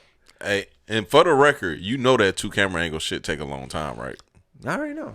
Oh, okay. Because don't nobody ever give me my credit for the 2-camera angle shit. I like it. Because ain't nobody doing the 2-camera angle shit. No, I like it. I thought the Thunder God moment was good with the 2-angle thing. I didn't think it was necessarily needed, but I liked it because I needed to see how you looked sometime when you were saying certain things. You know what I'm saying? And they asked me to do it. I wasn't gonna do it. I didn't want to do it because same shit with you. See, because you knew like my face wasn't needed. Yeah. But they was like, nah, nigga. Because I was like, shit. Because he wanted Trip to sit on the other side and me and him to sit on this side. And I was like, nah, y'all both just sit over there. And they was like, nah, nigga, you got to be on camera. If Trip sat on that side, he wouldn't have talked. You think so? He wouldn't have talked at all. That's how it worked, though. But two more things. I don't know if you got time, but two more things I want to talk about. Which one I want to talk about first, bro? You was just talking about you heard Blue Voice, and I just came up with this on the spot, bro. Oh boy, something funny. On the spot topics is always the Oh, this about to be a good one. Cause I asked Cooks this, and that shit was hilarious on the Patreon. Make sure y'all subscribe to the Patreon, bro, cause this Cooks episode about to be funny as hell, bro. Have you ever had a roommate before, bro? Never had a roommate. Because I know you never like went off to college, right? Yeah, no. Yeah. So have you ever like? Yeah, had a roommate? I had one. Yeah, I did. Yeah. What was like the situation with your roommate? We split everything. What you mean, the day situation, or just like? Nah, just like the experience of having a roommate. Oh, I would do it again, but I have to have rules now. Like I cannot. I just. It's something about being with another person that you can't tell what to do. Yeah, that pisses me off. I prefer to have a roommate where I'm paying majority, so they have to do what I say.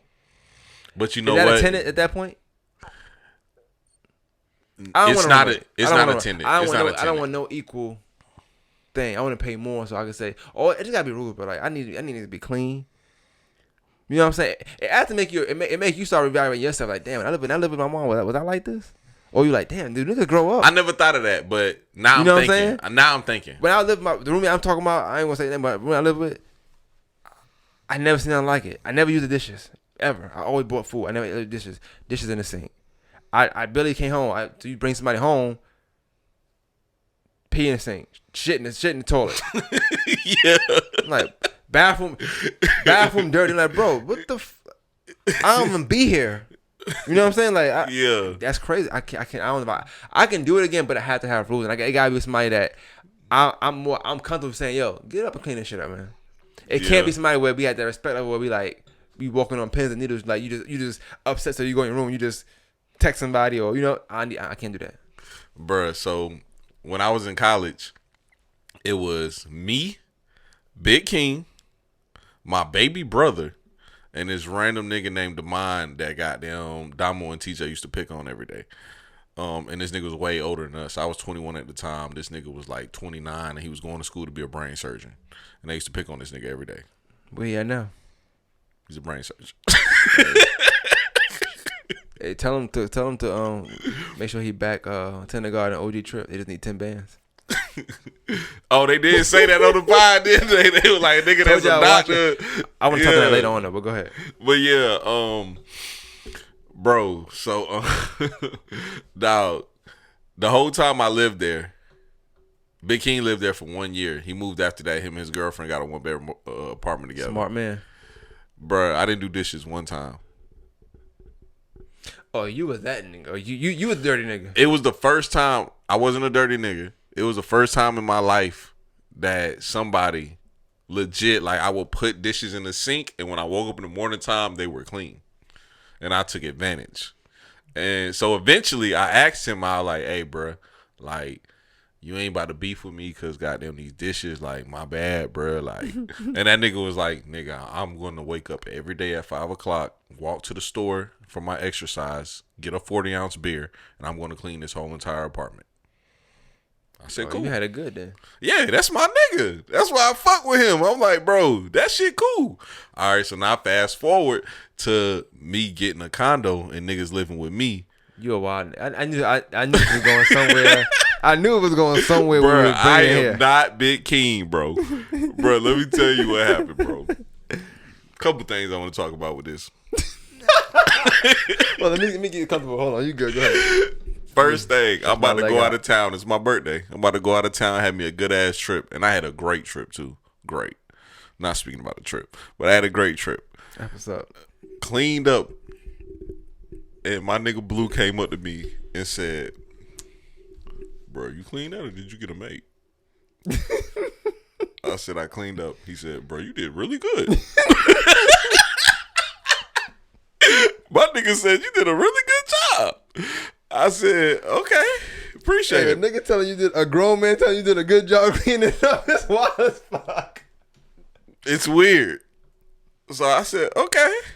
What you cleaned up? What you cleaned? Bro, I didn't clean nothing but the kitchen.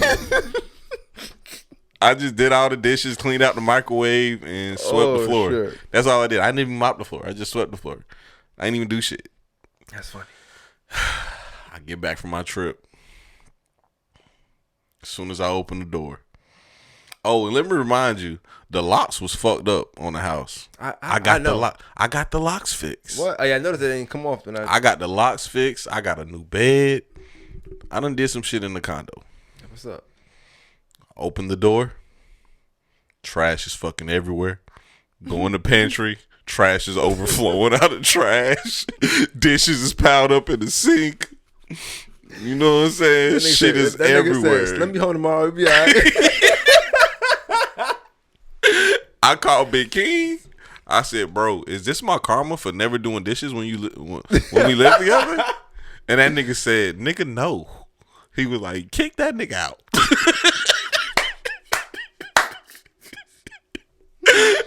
He ain't lying though. Hey, all right.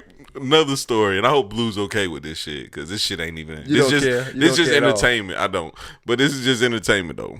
Another story. This is last night.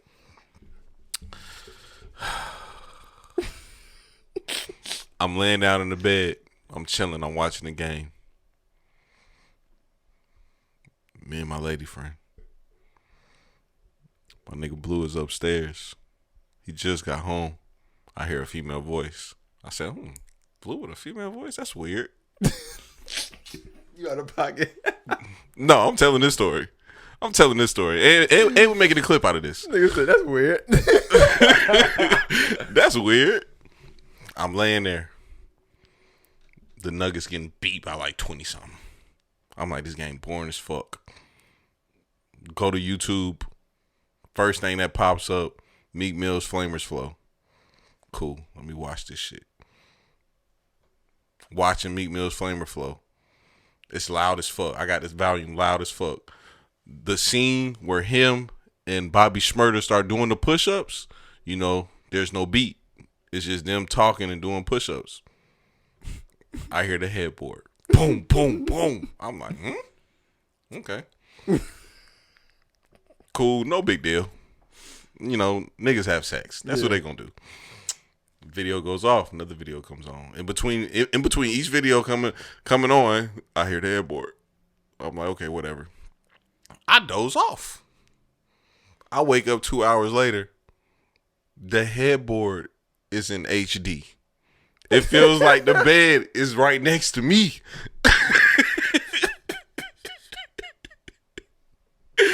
And at this point, I'm like, I don't think 2 30-year-old grown-ass men are supposed to live together. That's what Lil Duval said. He's right. That's and now why. I'm embarrassed. Yeah, y'all don't live together, though. You know that, right? Honestly, bro, that's the mindset I always thought when my friends live with me in my crib, but they all seem to call me their roommates. And I'm like... Tenant. They're renting a room. I ain't gonna lie, bro. It might be a roommate situation because we all live in the same house. That's not a roommate, it is. Yeah, share all the same bills? No. That's not a roommate then. I agree. But even in college, roommate, y'all all paying the same rent. I asked you that question because what would you do in that situation? You got a lady friend and this nigga just blowing this bitch head off upstairs. I mean, I would probably focus on doing the same. I'm gonna be honest with you. That's about it. Did she say anything? I'm tired. I had a long day. I'm tired. I had a long day. I ain't trying to do nothing. I'm trying to lay down. I had a long day. I just told you I dozed off. Yeah, Blue gotta go, bro. Because let me tell you why. Based on the story you telling me, I'm gonna send you a video of the roommate joint. That joint is funny.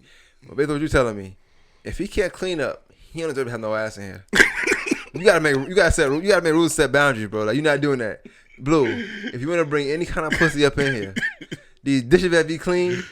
And while you at it, clean my stairs, nigga, because Maine seen some trash on there. And he said he ain't seen that shit since he been here. One thing I can say about you, every time I come here, it's always clean. It's the only first time, I'm not trying to put your business out there, no, but it's the only first time I came up here and I walked upstairs, like, oh, dang, man, the carpet clean. Because you always, everything was always clean, because you used to do that stuff. Yeah. And I walked upstairs today, I said, oh, he ain't been here.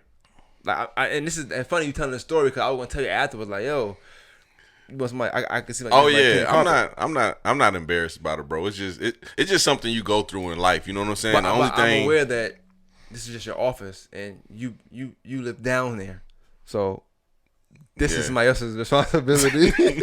But the funny thing is, your responsibility, that part's always clean. Every time I came in, it's always clean. Look at my story. Nice little background, man. Yeah. Nah. Out of pocket, bro.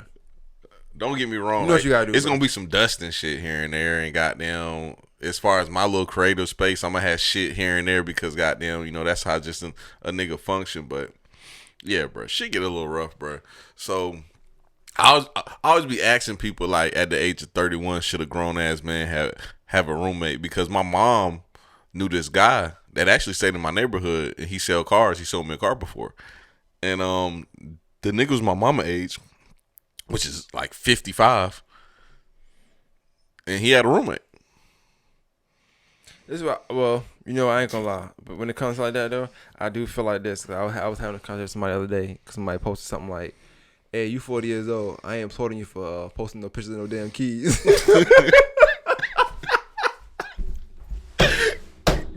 Can we talk about that a little bit? I got one more topic for us to talk about, but can we stay on this for a little while? Yes, you can. Bruh. You funny. I knew you were gonna like that one. You like that one a little too Another much, story. Bro. Oh, nigga, this is my bag right here. Another story, bro. Another story, man. So I had sold my old Camaro, right? Yeah. Sold my Camaro.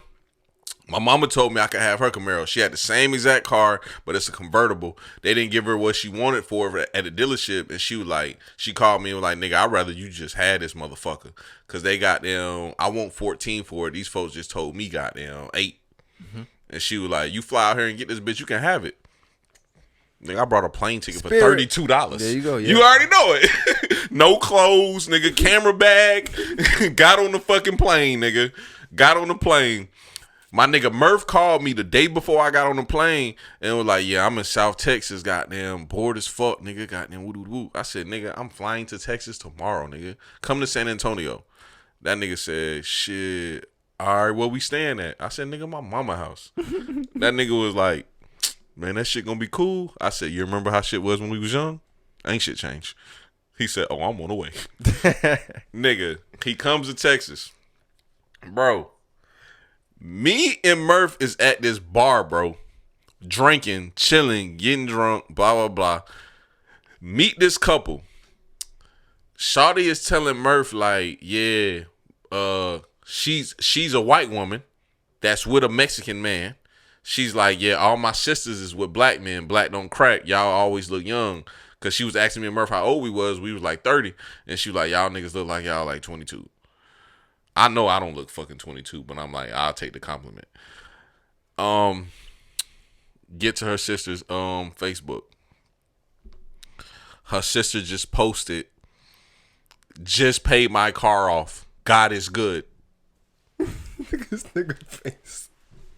What's the problem, bro? I said, "Just paid her car off. This bitch got that bread. I bet she got like a fucking 2018 C-Class Benz. Clean, nigga." Man, take a fucking wild guess what kind of car it was. 2008 Nissan Altima. Boy, you motherfucking close, but no cigar, nigga. You hit the year. You did not hit the make and model, but you hit the fucking year. Don't tell me a Camry. Nope, you got one more guess. I know you're going to hit it this time. Not a Camry, not a Nissan. You got one more guess. You're going to hit it this time. A Kia. Chevy Impala. How long took it to pay it off? I didn't get that far because all I could think of was... Wait, this is this year. This is this year. Yeah. So 2021, she paid over 2008. God is good. Shut the fuck up. It just so happened, me and him laughing at the shit. We laughing like, bruh, goddamn, these motherfuckers be tripping. And I scroll right past that to somebody on my timeline holding keys, talking about God is good, just got an apartment. And this motherfucker 29 years old. Shut the fuck up. Bro, for the record, for people listening, it's not the fact that they got an apartment. Don't get this wrong. It's not the fact that they got an apartment. Bro, y'all people that be posting first-time home buyers, thank God, God is good, work hard for this. Y'all got that shit too. Bruh, getting a house is a difficult process. Do not get me wrong. But it's not that difficult. Not to the point where we posting fucking like you just won the presidency. So I had a conversation with somebody about this very topic. Cause I was talking about the meme. I was laughing at the meme because the meme was funny to me. Mm-hmm. And we both came to the conclusion. I was like, yeah, it's funny. I laughed at that meme like way more than I should have. Nigga said, yeah, you 40 years old. I'm not about to applaud you for posting the apartment keys. I thought it was funny. However, that shit's hilarious. On the flip side, I do understand. Like I said, I don't know what it might have been through. It might be something just to put, like you might pull yourself. I don't know, but I get it. Me personally, a hot type person I am, I could have been 22. I ain't posting no keys, bro. That's just me though. Bro, I'm not posting no keys neither, but I'm also not judging a 22-year-old for posting keys, nigga. So what's the cutoff age for you? Cause you 29 is too. Hold on, you said 20. We said 22. Mm-hmm. Let's say, yeah. So let's say the cutoff is 24. I'm asking you. I don't have no cutoff. Yeah, you got the cutoff, bro. I like the jokes. I like the jokes. I just laugh at the jokes, bro. I don't have a cutoff. 24 is the cutoff. 25 and up, your ass is stupid grown. Like you just stupid grown. Like don't get me wrong. 25, you still figuring shit out. 30, you kind of is too. But nigga, you're not bragging about no keys at no motherfucking 30 years old, nigga. Especially not no fucking 40. Yeah, and I can say like even for somebody like you, cause like I look at you don't post like all your things. You always been like that. You're not posting every accomplishment you got. So even you do have a nice car and it's a convertible now. You ain't posted like people just had to see your story that the top come down. You know what I'm saying? But you wasn't like new baby. You know what I'm saying? Like you ain't do none of that. And you probably felt bro. That, but I talked about it on the vlog and still didn't show the car. Yeah. So, I talked about getting another car and still didn't show the car. I can understand your mindset on that. Like I said, but I meant to show the car though. I ain't gonna lie, I meant to show it. I just didn't. I like the jokes, so the joke is always gonna be funny. Man, I don't care, it's gonna be funny. However, if it's somebody like say somebody was here or whatever, and they was, I don't care, 42, they posted their keys, I might like and keep scrolling. Well, am I gonna type congratulations? Probably not. Am I gonna be like, yo, you got an apartment? Probably not. But I ain't gonna be thinking like, why you posted this? But that's about it. But I like the jokes. I'm about to say this. And I hope it don't sound like no Cook shit because I went to Cook's crib yesterday and he was watching videos on how to be alpha male. Why yo?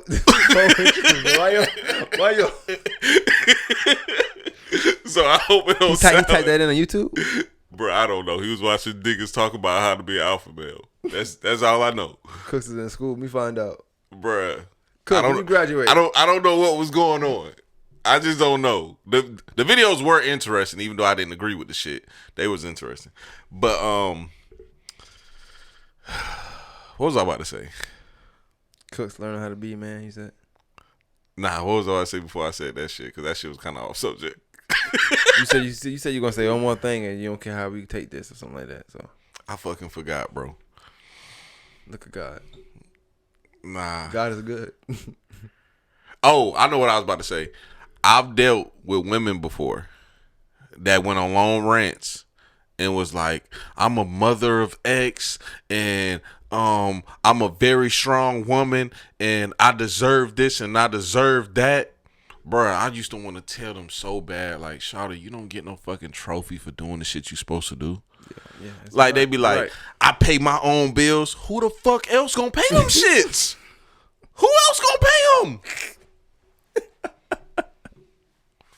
Man, I've never went on a rant and was like, bro, nigga, I'm that nigga, man.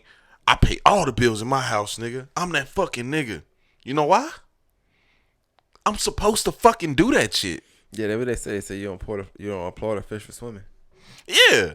Bro, you're supposed to do that. So therefore, if you want a trophy for being mother of the year, nigga, who else gonna take care of that fucking ugly ass kid? Fuck you, baller. I'm for real. Like, who else, nigga? You the only one that love that shit. You a wild nigga, bro. No, it's the truth. It's true, though. It's true. Like, bro, who else is gonna love your kid besides you? It's your job to do this. Why the fuck do you want a trophy for doing some shit you supposed to do? Don't get me wrong, nigga, you get an MVP trophy in the NBA for being an MVP because it's a lot of niggas that's good in the league. Mm-hmm. That nigga Steph Curry was balling this year. That nigga was balling. But guess what? Joker was better. He took his team further. He got the MVP trophy. He deserves that. He deserves to be congratulated. He deserves to be praised. You don't deserve to be praised because you took care of your fucking kid. Oh, look at little Bobo graduated kindergarten. Nigga, little Bobo was supposed to graduate kindergarten, nigga. It's fucking kindergarten. But let's fast forward.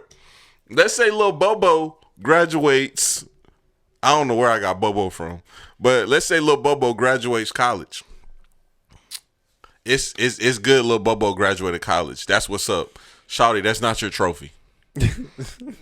If Kevin Durant mama jumped on that stage when he accepted his MVP trophy and dedicated the trophy to her and she held it up like it was hers, I would have cut that fucking TV off. No, you wouldn't have. Shut up. Yeah, I would have. I'd have been like, Shawty, you was not out there shooting them jump shots. That nigga was shooting them jump shots. What is wrong with you? She the real MVP, man. Come on now. No.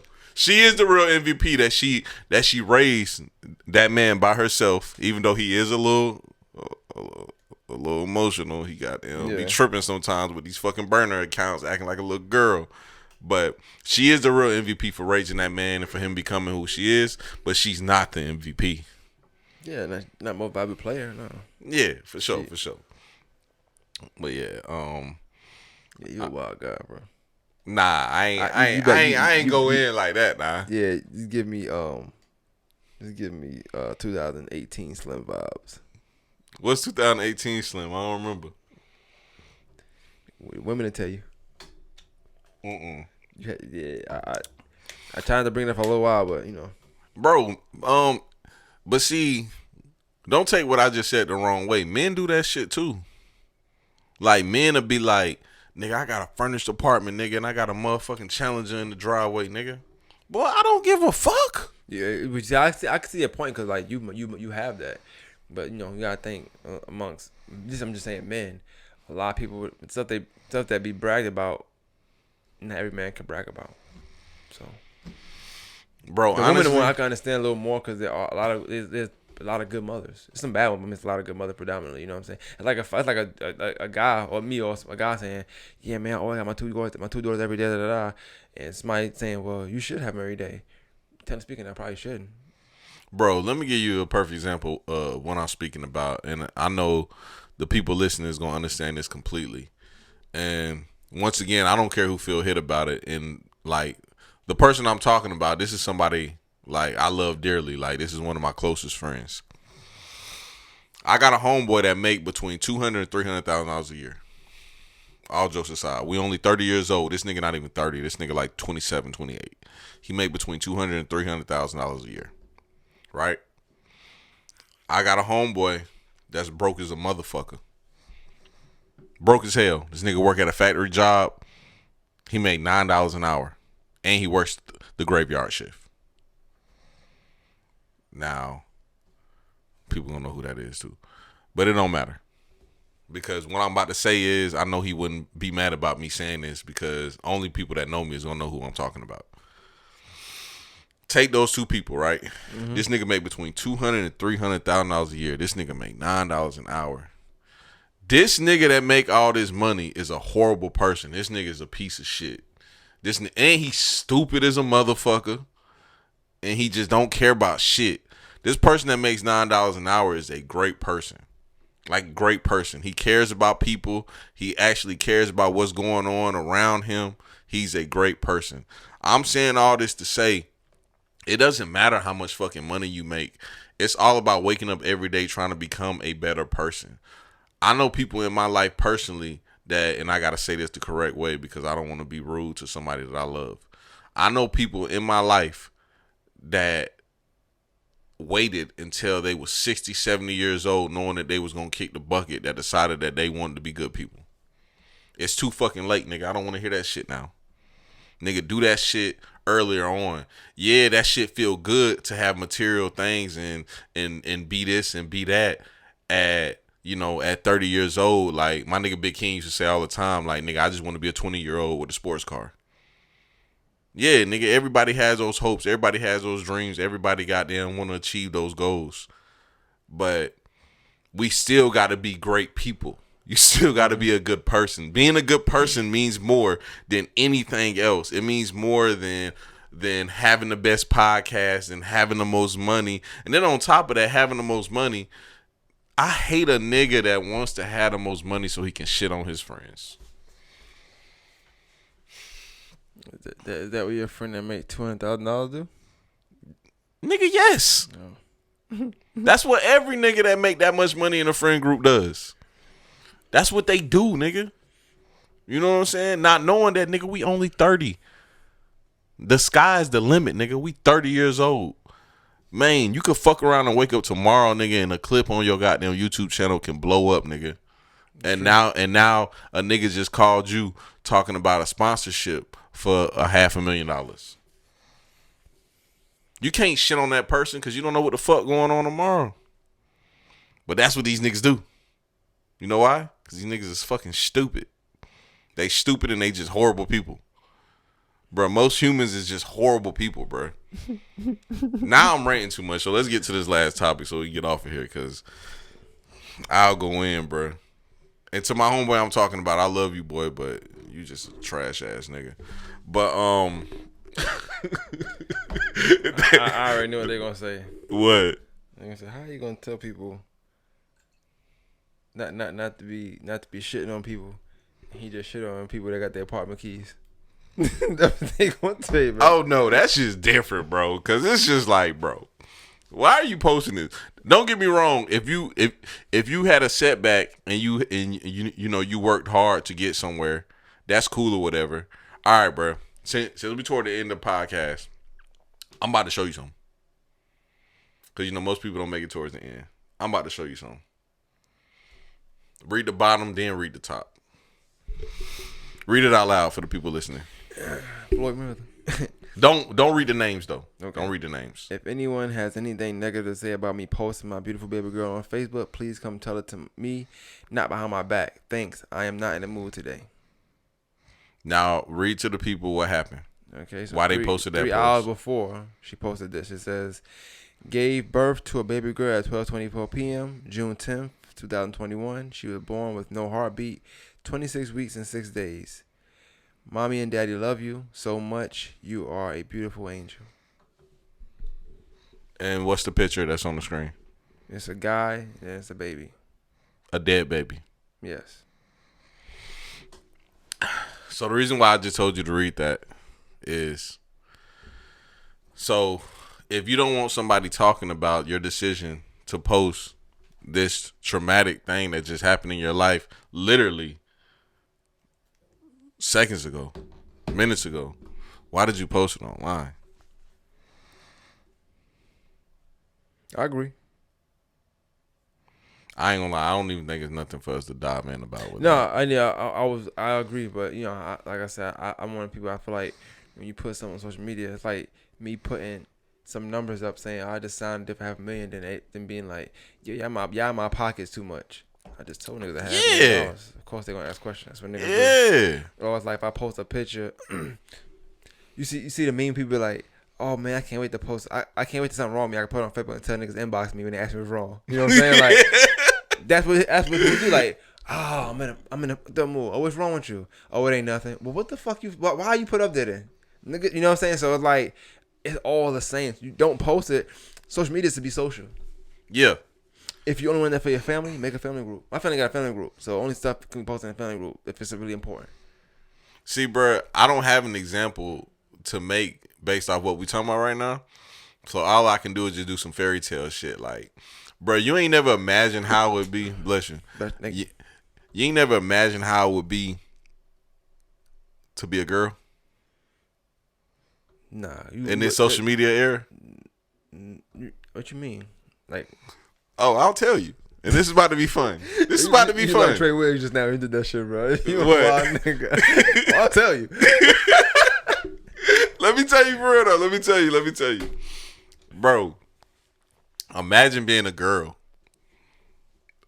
Bro, you ever been like broke as hell before? Like I'm talking about just broke. Like nigga, you ain't got shit, bro. Yep. So imagine. Not today, but yeah. Nah, me and you both. But nah, like imagine being a girl and that time you was broke. Imagine that. Cause I'm thinking because I done did this to a girl before. But like a girl, she posts goddamn. She wake up broke as hell, and just post on her IG story, her goddamn twerking. She ain't never posted a twerk video in her life. She just posts her twerking, and a nigga inbox her and be like, "I send you 500 right now. You goddamn send me that video, but with you with nothing on." And she say, "Nigga, send it first. Run it." Nigga, this bitch woke up broke, nigga. And she got $500 for posting the same video with no clothes on, nigga. Right. I couldn't imagine being no female. Juicy J said, "How you gonna go broke with that pussy between your legs?" I don't know what the hell this went just now, but nah. I now that you put it like that, yeah, I do wonder. And we always talk about it going back and forth. I'm not against like people having like, the OnlyFans like that. Make your money, especially if you're a woman. Like, yeah, for sure. You can. It's up for them right now. They shouldn't be working honestly right now. Unless you're ugly, but if you're pretty and you got a body and you ain't got no respect for yourself, hell, nah, I'm fucking. Nah, you spitting nah. Nah, I'm playing. You spitting nah. Cause somebody, but it's people that I just feel like. OnlyFans, but I've seen this. I always say this. I see people. I can tell when somebody got OnlyFans coming up. I can always tell. It's like a process they do. Sometimes it take a long time, like a year. Sometimes it take a couple months, couple weeks. And little by little, they start posting little stuff, just testing the waters. You know what I'm saying? Yeah. Little ass shaking, hell, little slip, little stuff with emoji covering there. You know, and the next thing you know, you look up, they getting hit from the back on the social media. Like, oh, what the fuck? What? But they done took the steps, you know what I'm saying? And it's a big ass emoji over the whole screen. Yeah, you just hit the sound. You was plotting, I got you. But yeah. Whatever floats your boat. I ain't got nothing against I don't be mad at them though. You know what I'm saying? Never. It just is what it is. Never. But that shit funny though, dog. I ain't gonna lie. Life is what you make it, bro. Like I say that all the time. Like I know a girl on my Facebook right now with an OnlyFans. And that bitch don't be getting no hits on OnlyFans. And I'll be like, I wonder what that's doing for her mental. I know a girl who got one, and I don't know if it get hits because I've never been on that site or nothing like that. But I don't know how it works. But she posting, they keep saying that it's in a certain percentile, so I'm guessing that's a good thing. I don't know. Oh yeah. This girl I'm talking about, she be posting her earnings, and that should be like $200. Talking about? Matter of fact, I don't think she would mind me putting it, but it's the girl who was on our podcast from Brandon. Well, Cooks. I mean. Oh, okay. Yeah. She apparently it's going up for her, so shout out to her. Yeah, that's what's up. I was doing a lot of joking. If I was a female, I definitely wouldn't have no OnlyFans. I ain't gonna lie. I mean, if I ain't have no talent, then I mean, you know, it depends. If that's your talent, and you gotta think, if people doing the same thing, OnlyFans for free, people get we from a different era. Yeah, girls are getting exposed. Multiple videos, you know, niggas just posting the video, you know, for free. You mean to tell me? I can do that now and get paid for it? Are you Mayweather? Save myself the embarrassment? Are you Mayweather or are you Muhammad Ali? They might be Mayweather. That ass might be Mayweather ass. You know what I'm saying? I don't know. It's worth the money. Hey man, I'm saying I can't do it. We guys, they don't want to see us. Yeah. What I'm gonna do? Lick my lips and perk my chest? I can't. I ain't muscular. Unless you Cooks had the OnlyFans. He don't have it no more.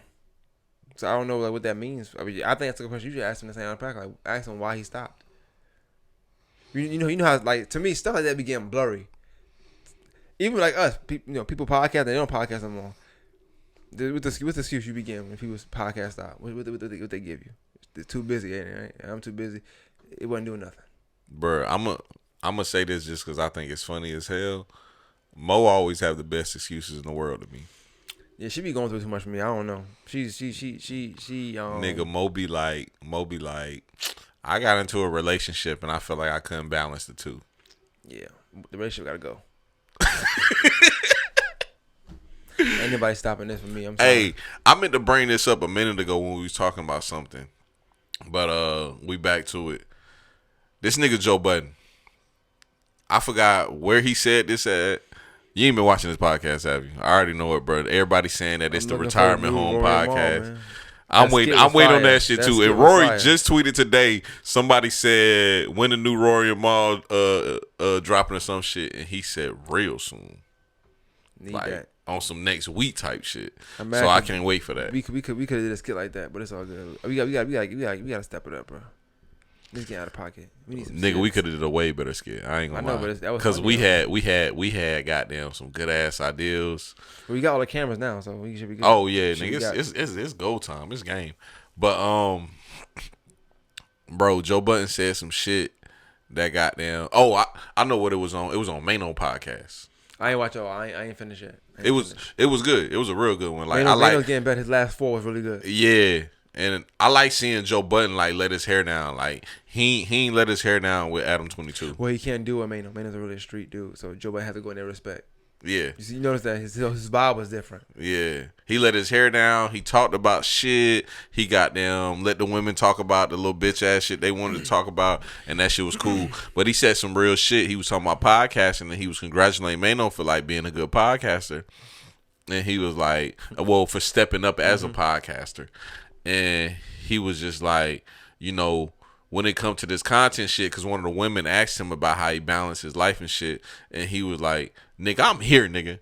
If you think that you about to get into this goddamn lane and you about to be able to do this and do that and all this other little cute shit, no, nigga. With this podcast shit, I'm going hard with this shit. Like, this is what this shit is. He said that shit, bro. I felt that shit on every level possible. Like, nigga, when you do something, bro, you got to do it to the fullest potential, bro.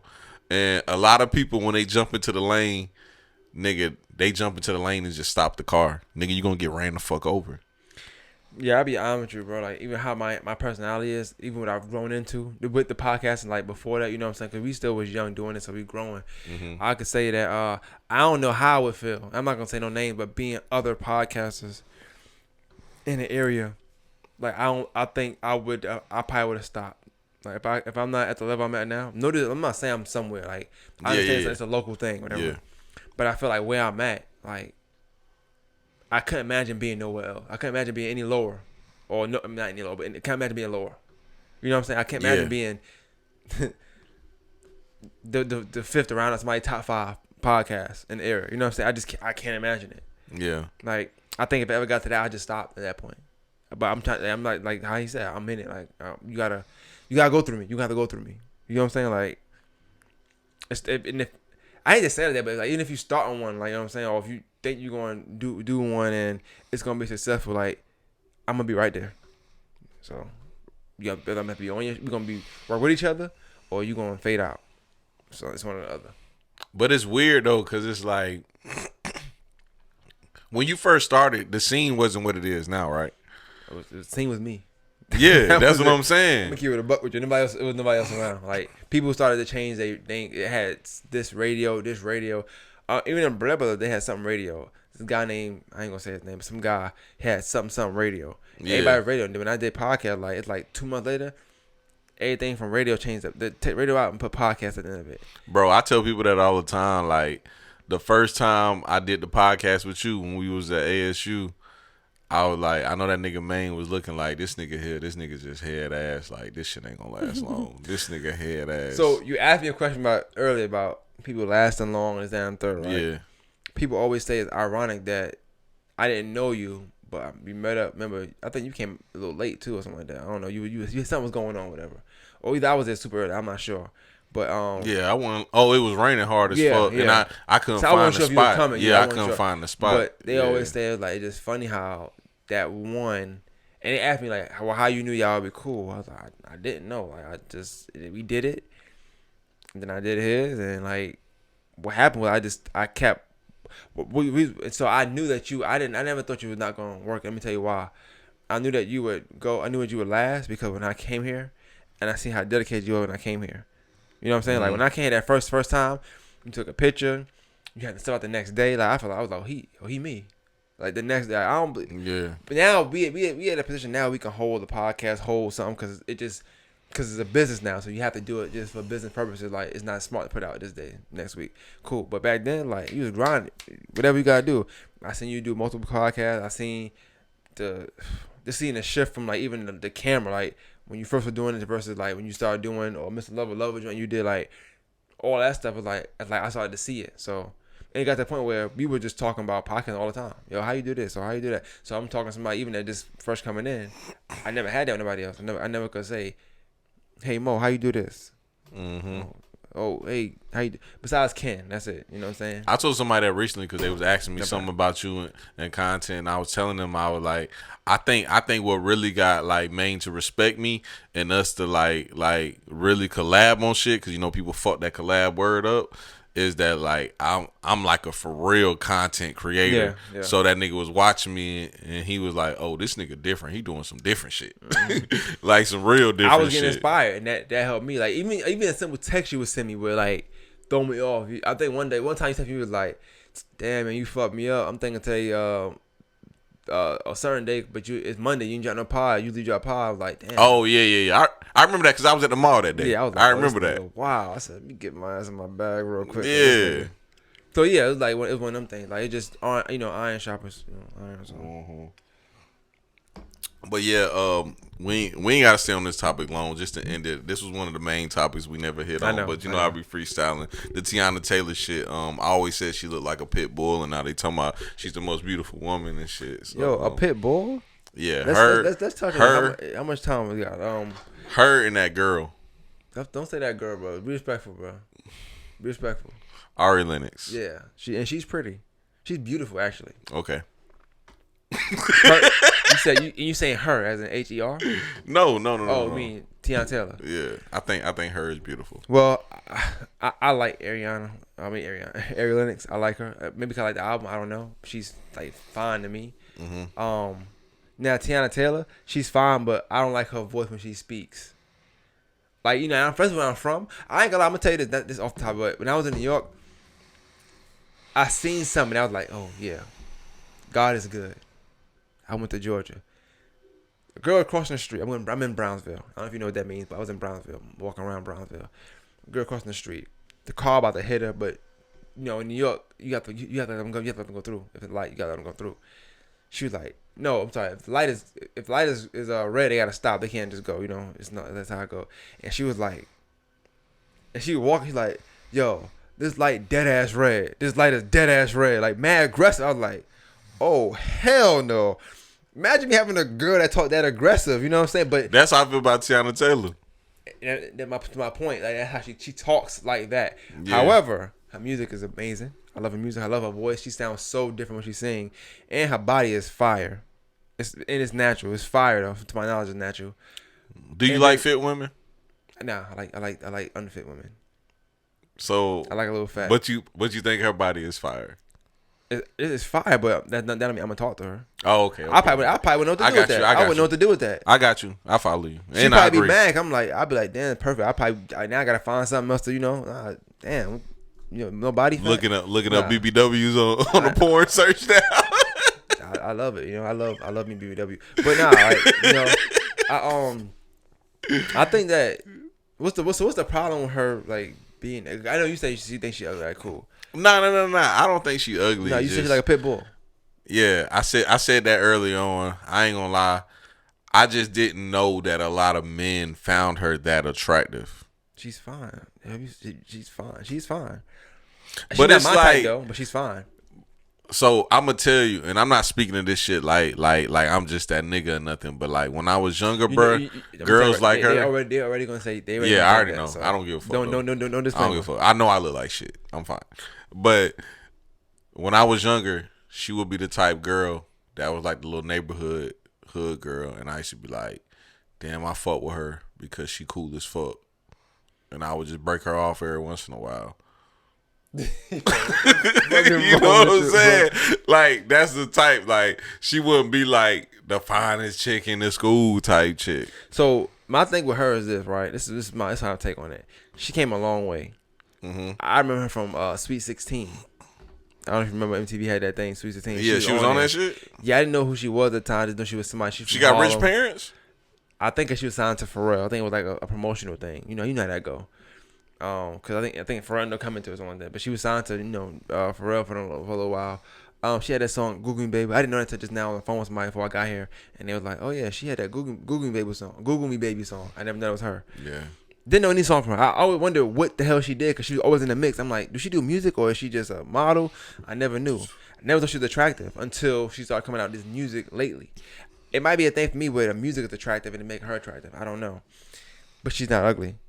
I just don't like how she talks. Bro, don't get me wrong too. I don't think she's ugly neither.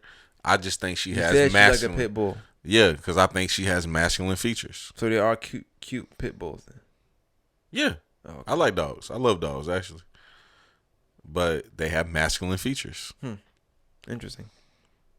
I can see how you say Ari Lennox and her kind of thing, but it's the masculine features. It's the high cheekbones. It's the tight goddamn joint with the fucking tight ass chin. I don't know, but it's the masculine features. Both of them beautiful to me. I don't know, and I like Ari. I like her, but they both beautiful to me. Now Ari, I'm not even gonna speak on Ari. We gotta get Ryan back on. I ain't gonna lie though. The only reason why I haven't brought another camera is because I'll be using blue shit. You don't need one. You got to. That's your camera right there. Yeah, I know. So I'm just not buying another. But it was an issue of her being. She was listed. What? Give me the back. Let me run down. She's supposed to be. It's for some magazine. Say it with some respect, bro. What you got going on, man? She's what you mean? How you this your whole demeanor, bro? What you supposed to be like? Bro, what you want me to do? Like she's supposed to be like the first black woman to be named Maxim's sexiest woman alive. Tiana Taylor, first black woman to be named Maxim's sexiest woman alive. That's how you gotta say it. You gotta say it with some assurity there. Okay, that's not the best picture, but she's beautiful. And you gotta think too with these magazines and stuff. Sometimes it's an agenda with certain things. I think that didn't have something to do with influence though.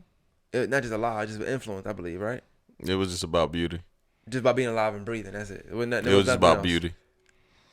I could have sworn it was something with influence though. And I think this was just about beauty, bro.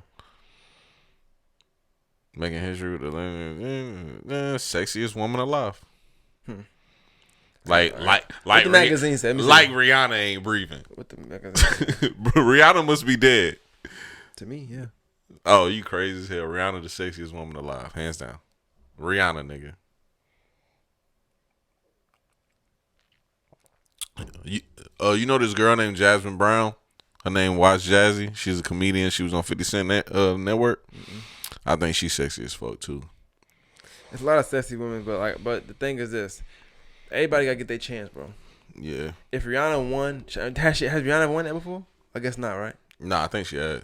Well, she hasn't won this magazine. But she been, you know what I'm saying? So that's how I go. You know, in 2005, they had Dwayne Wade as being one of the top 50 beautiful people for whatever reason. You know what I'm saying? And I remember his career just taking off after that. Sometimes it's other things that's playing behind it. You know what I'm saying? Behind the scene, you know. I would have to know what goes into that. And like, my thing with number one thing, maybe that's probably why. Maybe number one thing. But you got to think. We talking about maybe somebody who natural, no work done.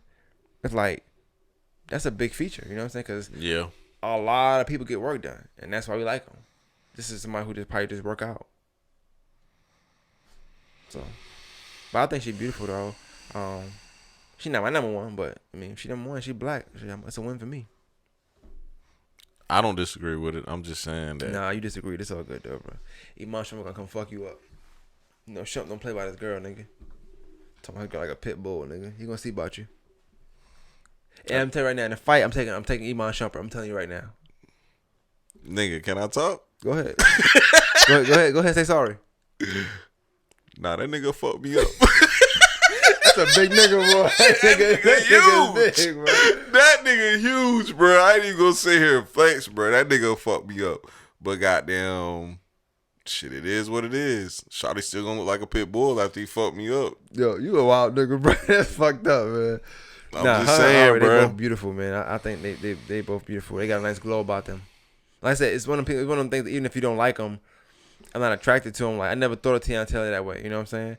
But seeing her in these videos and the pictures she posts and just her personality on camera of how she's rebranding herself. I like the video she did with Wu-Tang too. That shit fire. That video, even her interview, just her demeanor lately is like everything's been attractive about her. Maybe that's why too. To me, like she just has an attractive personality, in a way about her. I like it. But her music is fire though. Like, and that to me, I'm an R&B person. I like R&B, so it could be one of them things. You think Kanye fucked her career up? Definitely. Kanye fucked her and a lot of people's careers up, yeah. So why you think Pusha T kind of got away from that? Because Kanye helped Pusha T. I don't think so. I don't know why y'all think that. Pusha T is still the same Pusha T he was with or without Kanye West. He's not no high level. He's not no high level for being with Kanye West and also for winning the Drake battle. He hasn't went further up or nothing like that. He's still Pusha T. I agree. Pusha T he's an artist that can't be helped. He's Pusha T. It could be the braids, I don't know, but he's just Pusha T.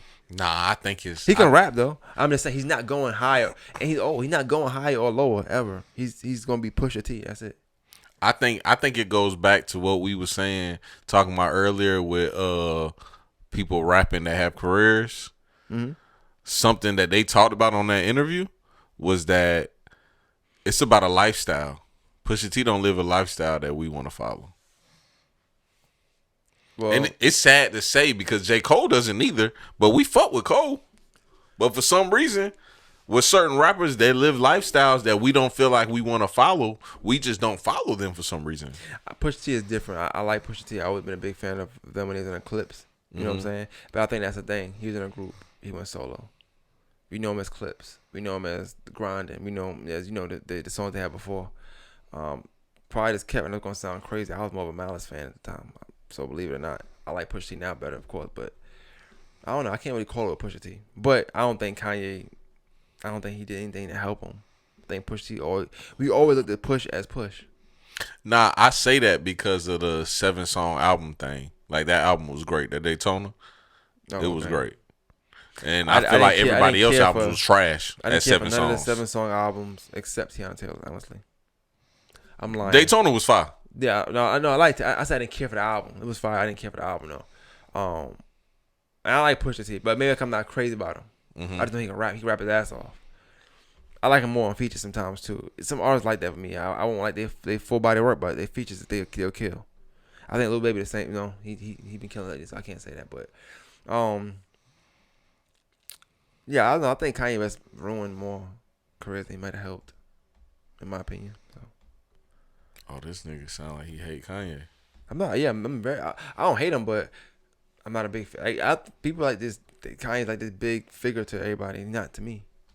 It's a generation of kids that have these gods. This Mount Rushmore shit that's been going on? Yeah, man. It's funny because when I was 21 in college, my baby brother was a 17-year-old senior. And the people that all these people worship, which is why Joe Budden needed Rory, I just didn't get it. It was Kanye, Kid Cudi, and Juicy J.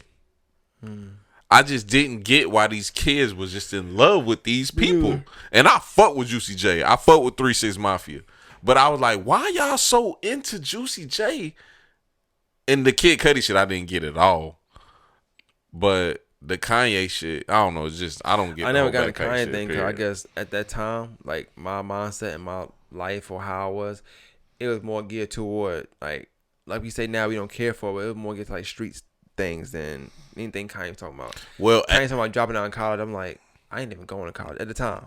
At this time, I was in college and like, you know, it was the swag surfing and Future had the goddamn Tony Montana. It was this time period. Even then I was more of a Drake fan. I never cared for Kanye at the time. Kanye wasn't doing nothing. He made good beats still, but he wasn't doing nothing that made me like, oh, run that back. What he said? Kanye ain't give me them vibes in a long time. Matter of fact, and he can rap though. Like 808 and Heartbeats. I'm not a fan of the album. Me neither. I don't want to hear that. I know. That's nothing. I think people, once you're a Kanye fan, you know it's easy to get warped up into something somebody's doing because you're a fan of their music. You're growing with that artist because you like that person. Everybody does it. I wasn't a graduation. I wasn't a college dropout fan. All right, so let me ask you a question then. From the get-go. How you feel about Lil Wayne and the Lollipop song? Didn't care for it, but I like it. I didn't care for it when I first heard it. I'm like, oh, this ain't it. But because I like Wayne so much, at the time, he really could do no wrong. It wasn't until he started giving us new artists, Drake, Nicki, I'm like, I don't know, Wayne might not be that great. Can I tell you a story? Go ahead. It was a club in Augusta. It was a teen club called Dirty South. When that Lollipop song came out, I had just got out of jail.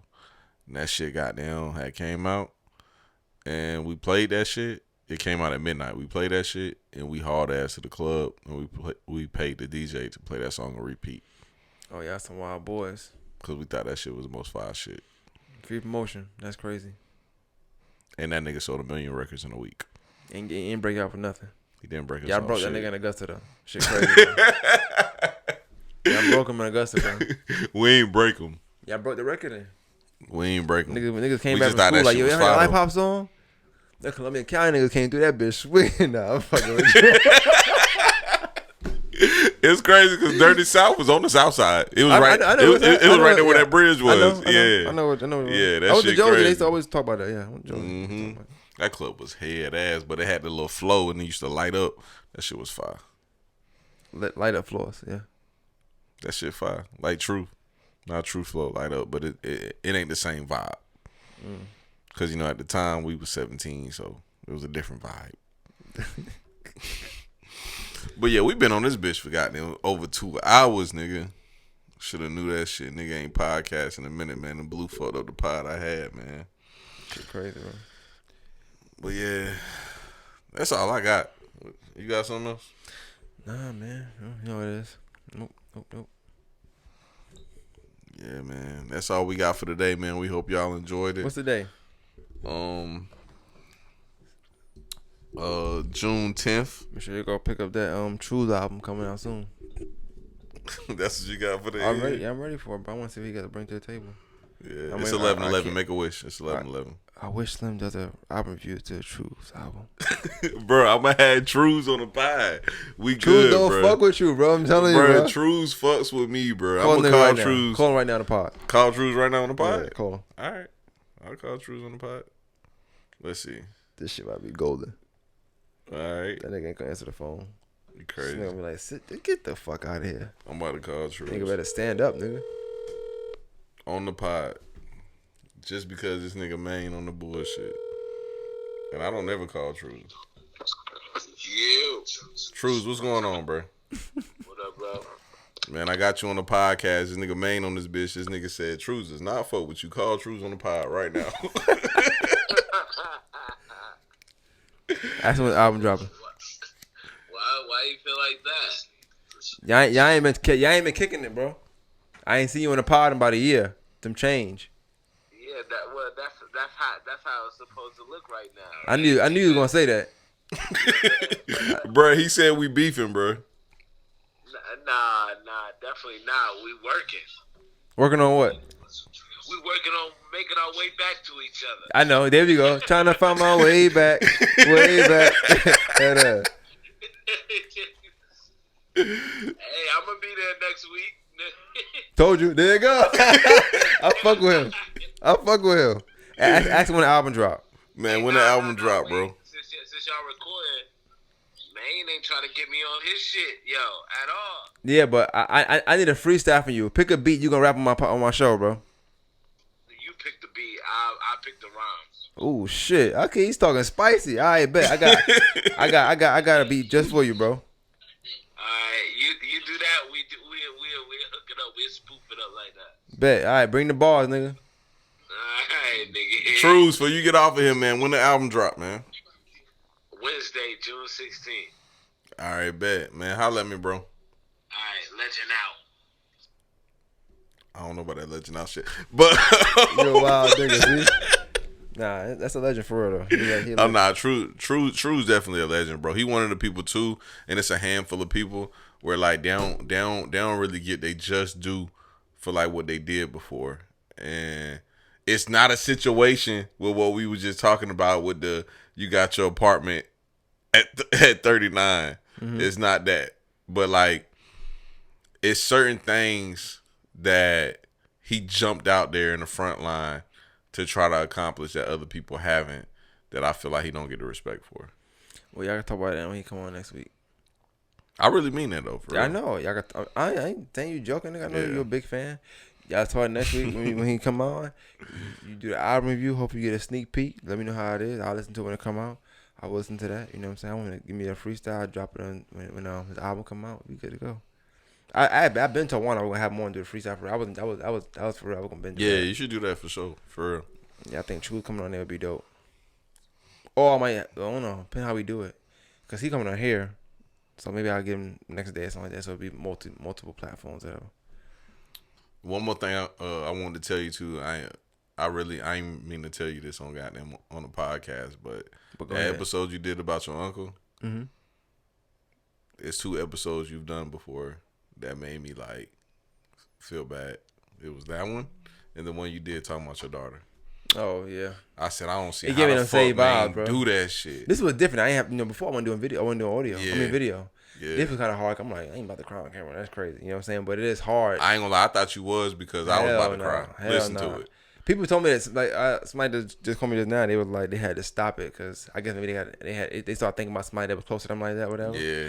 But it's hard, and it's hard to talk about that. It's hard to talk about that because it's stuff I left out. Nigga, how do you do that? Because I felt like if I went that far, once you fully commit, it's like all emotion go out there. So I had to bring some shit back and act like I ain't want to say certain things. You know what I'm saying? Though. Yeah, I seen that. Or you have to just laugh off or some shit. So it is hard to do that though. But I'm definitely not kind of camera. You ain't got to worry that. I edit that out before that happened. I just showed somebody a video. I screen recorded somebody crying on social media. You wild, bro. You a wild dude. I just can't do it. I mean, if you do it, more power to you. I can't. Not that I can't. I wouldn't judge you for that moment, though. I wouldn't judge you for that moment. Yeah, but it's head ass at the end of the day because, like, why you? Nah. Like, set the camera up, go talk about it. Hey guys. Nah, because how it was and how you set it up. If like you would have started crying in the middle of the shit, I wouldn't have judged that shit. I be telling people all the time too, like, bro, the older I get, the more emotional I get. Like. Yeah, like, you reflect more. Yeah. And now more, and you understand more. So you like you feel, sometimes, especially how probably how I'm gonna say weak. I know you probably the same way. Being younger, it's like, shit, that was kind of wild, bro. You know what I'm saying? Like, you be like, that was kind of fucked up. Or you see yourself in certain situations like, that was me. Damn, that's fucking wild. Yeah. So yeah. Bro, you know some crazy shit, and I know we supposed to be signing out, but bro, on my birthday, my dad called me on my birthday, and we talked on the phone for 4 hours. Shit crazy like that, ain't it? Yeah, I probably ain't talking 4 hours in about 2 years. Long time. See? No, I'm talking like or collectively over 2 years. Yeah. So. Yeah. Bro, we talked all day and like, nigga, we just connected on so much shit. We related on so much shit. That shit, it was weird, but it was like, it made me feel good. You know what I'm saying? And it also helped me with some shit that I'm going through with every day. Yeah. And it's like, I'm starting to realize, like, the older you get, bro, the more you start really understanding life. So now it makes me reflect to that 17-year-old nigga that thought he knew everything. And I'm like, boy, you was a dumbass nigga. Mm-hmm. Like, now you 31 and, like, now you finally get some shit. And you probably still don't get shit. Yeah, I was talking to somebody about the other day just saying how, sometimes when you at a certain age, you think you know it all. Then, like, 4 more years later, you think you know it all. Like 4 more years later, you think you know it all. It's like, that's life, bro. Like, every 4 years, you be like, damn, I ain't know everything back then. Like, you might, I think we got it now. But about 4 more years, like, damn, bro, that was stupid. We should did this. But way. I think growth is where I'm at right now. Like, now I know I don't know it all. And I'm trying to figure it out. Yeah. Yeah, but at 17, I still thought gotta be confident, though. Nigga. I'm open to hearing other ways. Yeah. I'm still stubborn, though, so I might not do it. But I'm open to hearing them. That's new for me. So. I said something about you on Bossing Them podcast. Today? Yeah. I said, that nigga Ro, he posted a TikTok of a girl, and she was like, yeah, these 3 rules when you come to New York that you shouldn't do. And I said, I seen that shit. She pissed me off with every rule she said. And I said, if every nigga in New York is like Maine, I'ma just go up there and just start slapping niggas for no reason. Cause y'all niggas in New York, bro, y'all gotta be extra cool. Gotta always be aggressive. Like, bro, just relax, bro. I told him a perfect example. I said, bro, sometimes I be on the pod with Maine, and I ask Maine something, or I talk about something, and he just gotta be like, I don't know, bro. I wouldn't have problems like that, B. You know what I'm saying? I be trying to be, and I don't want to be animated. Like, you be asking me questions that I really don't have. I don't have no experience in. You be like, what if a girl did? I never had a girl do that. I've been blessed. You don't have to have that situation happen to you. What, I don't. Sometimes I know what if because I've been in something similar to the situation. Yeah. Just like, and even in the main way when we did that scene downstairs where I ain't never been not picking, not chosen. Like, they always choose me, so I never had to have. You know what I'm saying? I'm like, how the fuck am I supposed to act this out? And you know what's funny with you saying that though? I think that's how we relate, because that conversation I had with my dad on my birthday, that's what he was saying. He was like, nigga, I don't be trying to bag bitches. Bitches be bagging me, nigga. Yeah, and I was like, damn, nigga, that sound like me. I've been blessed. Like, I mean, don't get me wrong. You can try to, but once they start liking you, it's a wrap. You know what I'm saying? But regardless of that, like I said, it's not super cool. It's just, but up there, nah, it's not everybody not like that. You got people that, you would hate it because you appreciate people like me more when you go up there, because you can get a lot of cocky niggas. You be like, damn, can you just be cool sometimes? Be like, damn, you know what? That nigga Maine was all right. That's what you gonna say. I'm telling you, bro. Nigga there is wild. I'm gonna be cocky. Like, never mind. Like, oh no, I need more of you. Come on. But see, I got a homeboy named Melhead. He from New York, and goddamn, he say that all the time too. But I got a funny story from him too. That nigga said he grew up without his dad. And that nigga said, what's some shits? Them gas stations y'all be going to? Them little corner store shits? It's not a gas station, but yeah. What is it? A corner store. Fucking bodega or some shit? Yeah. He said he was at one of them shits, and he was in line, and goddamn, it was a nigga in front of him, and he was like, damn, this nigga look just like me. And he said the nigga kept turning around and looking at him, and goddamn, finally, like, the nigga paid for his shit, and he went to walk out. Then he got in with to pay for his shit, and the nigga walked up. And he ain't say nothing, and he was just like, hey, is your name such and such? And bro was like, yeah. He was like, your name Jamel? That nigga was like, yeah. He was like, what's up, nigga? It was his son. That's the only time you ever seen his dad before. That's crazy. I said, that sound like some New York shit. Nigga said, what's up, nigga? What's up, nigga? Pushing. Yeah, what's up, nigga? Like, nigga, you still stay at such and such? Hey, fuck with me. All right, come see me sometime. Bro, what's up with y'all New York niggas, bro? Y'all go do some different shit, bro. See why I need to be applauded for taking care of my kids? Hey, you know what? Happy Father's Day, my Thank nigga. You, bro. Thank Father's you, Day is coming. I'm going to keep it a buck with you. Nobody gives a fuck about Father's Day. Yeah, I already know that. That shit actually sad, though. No, it's not sad. I get appreciated. Trust me, I'll be good. Okay. I definitely get appreciated on Father's Day. So you going to get some neck for Father's Day? I hope so, but probably not. Niggas sound like Kodak. I ain't hope so. That's why I was aiming for that. I hope so. I ain't gonna lie. I'm gonna go see my dad for Father's Day. This nigga in his feelings. Yeah, you should do that though. I just feel like I should. When you go and then make sure you play Drake from Time while you're driving. Never heard that song. But Janae Aiko, you heard that song? Stop playing. On me, I've never heard that song. Yeah, it's on Not What the Same. Y'all listen to that. It's on Not the Same? Not What the Same, yeah. Nothing was the same? Yeah. Don't remember. Only song I remember is Pound Cake. Shit was horrible. You bugging. What, Pound Cake? Yeah, it was alright. It wasn't the best song on the album, though. This nigga here, man. Anyway, man, we appreciate y'all for listening. I know this podcast is crazy. We gonna have a lot of niggas that listen to the whole thing, though. You know that, right? They better than us. Yeah. They don't. But, man, I be getting a lot of great feedback from all the way through. This is super long, though, but, yeah. Pause. But man, we out, man. I thought we weren't doing that today because you had said he was huge. I was like, I ain't say pause. I thought this nigga had to throw one in last minute. Bro, you should have paused me, bro. Now I won. It's 1-0 Slim. Yeah, you're right. It's 1-0 Slim. Man, we out, man. All right.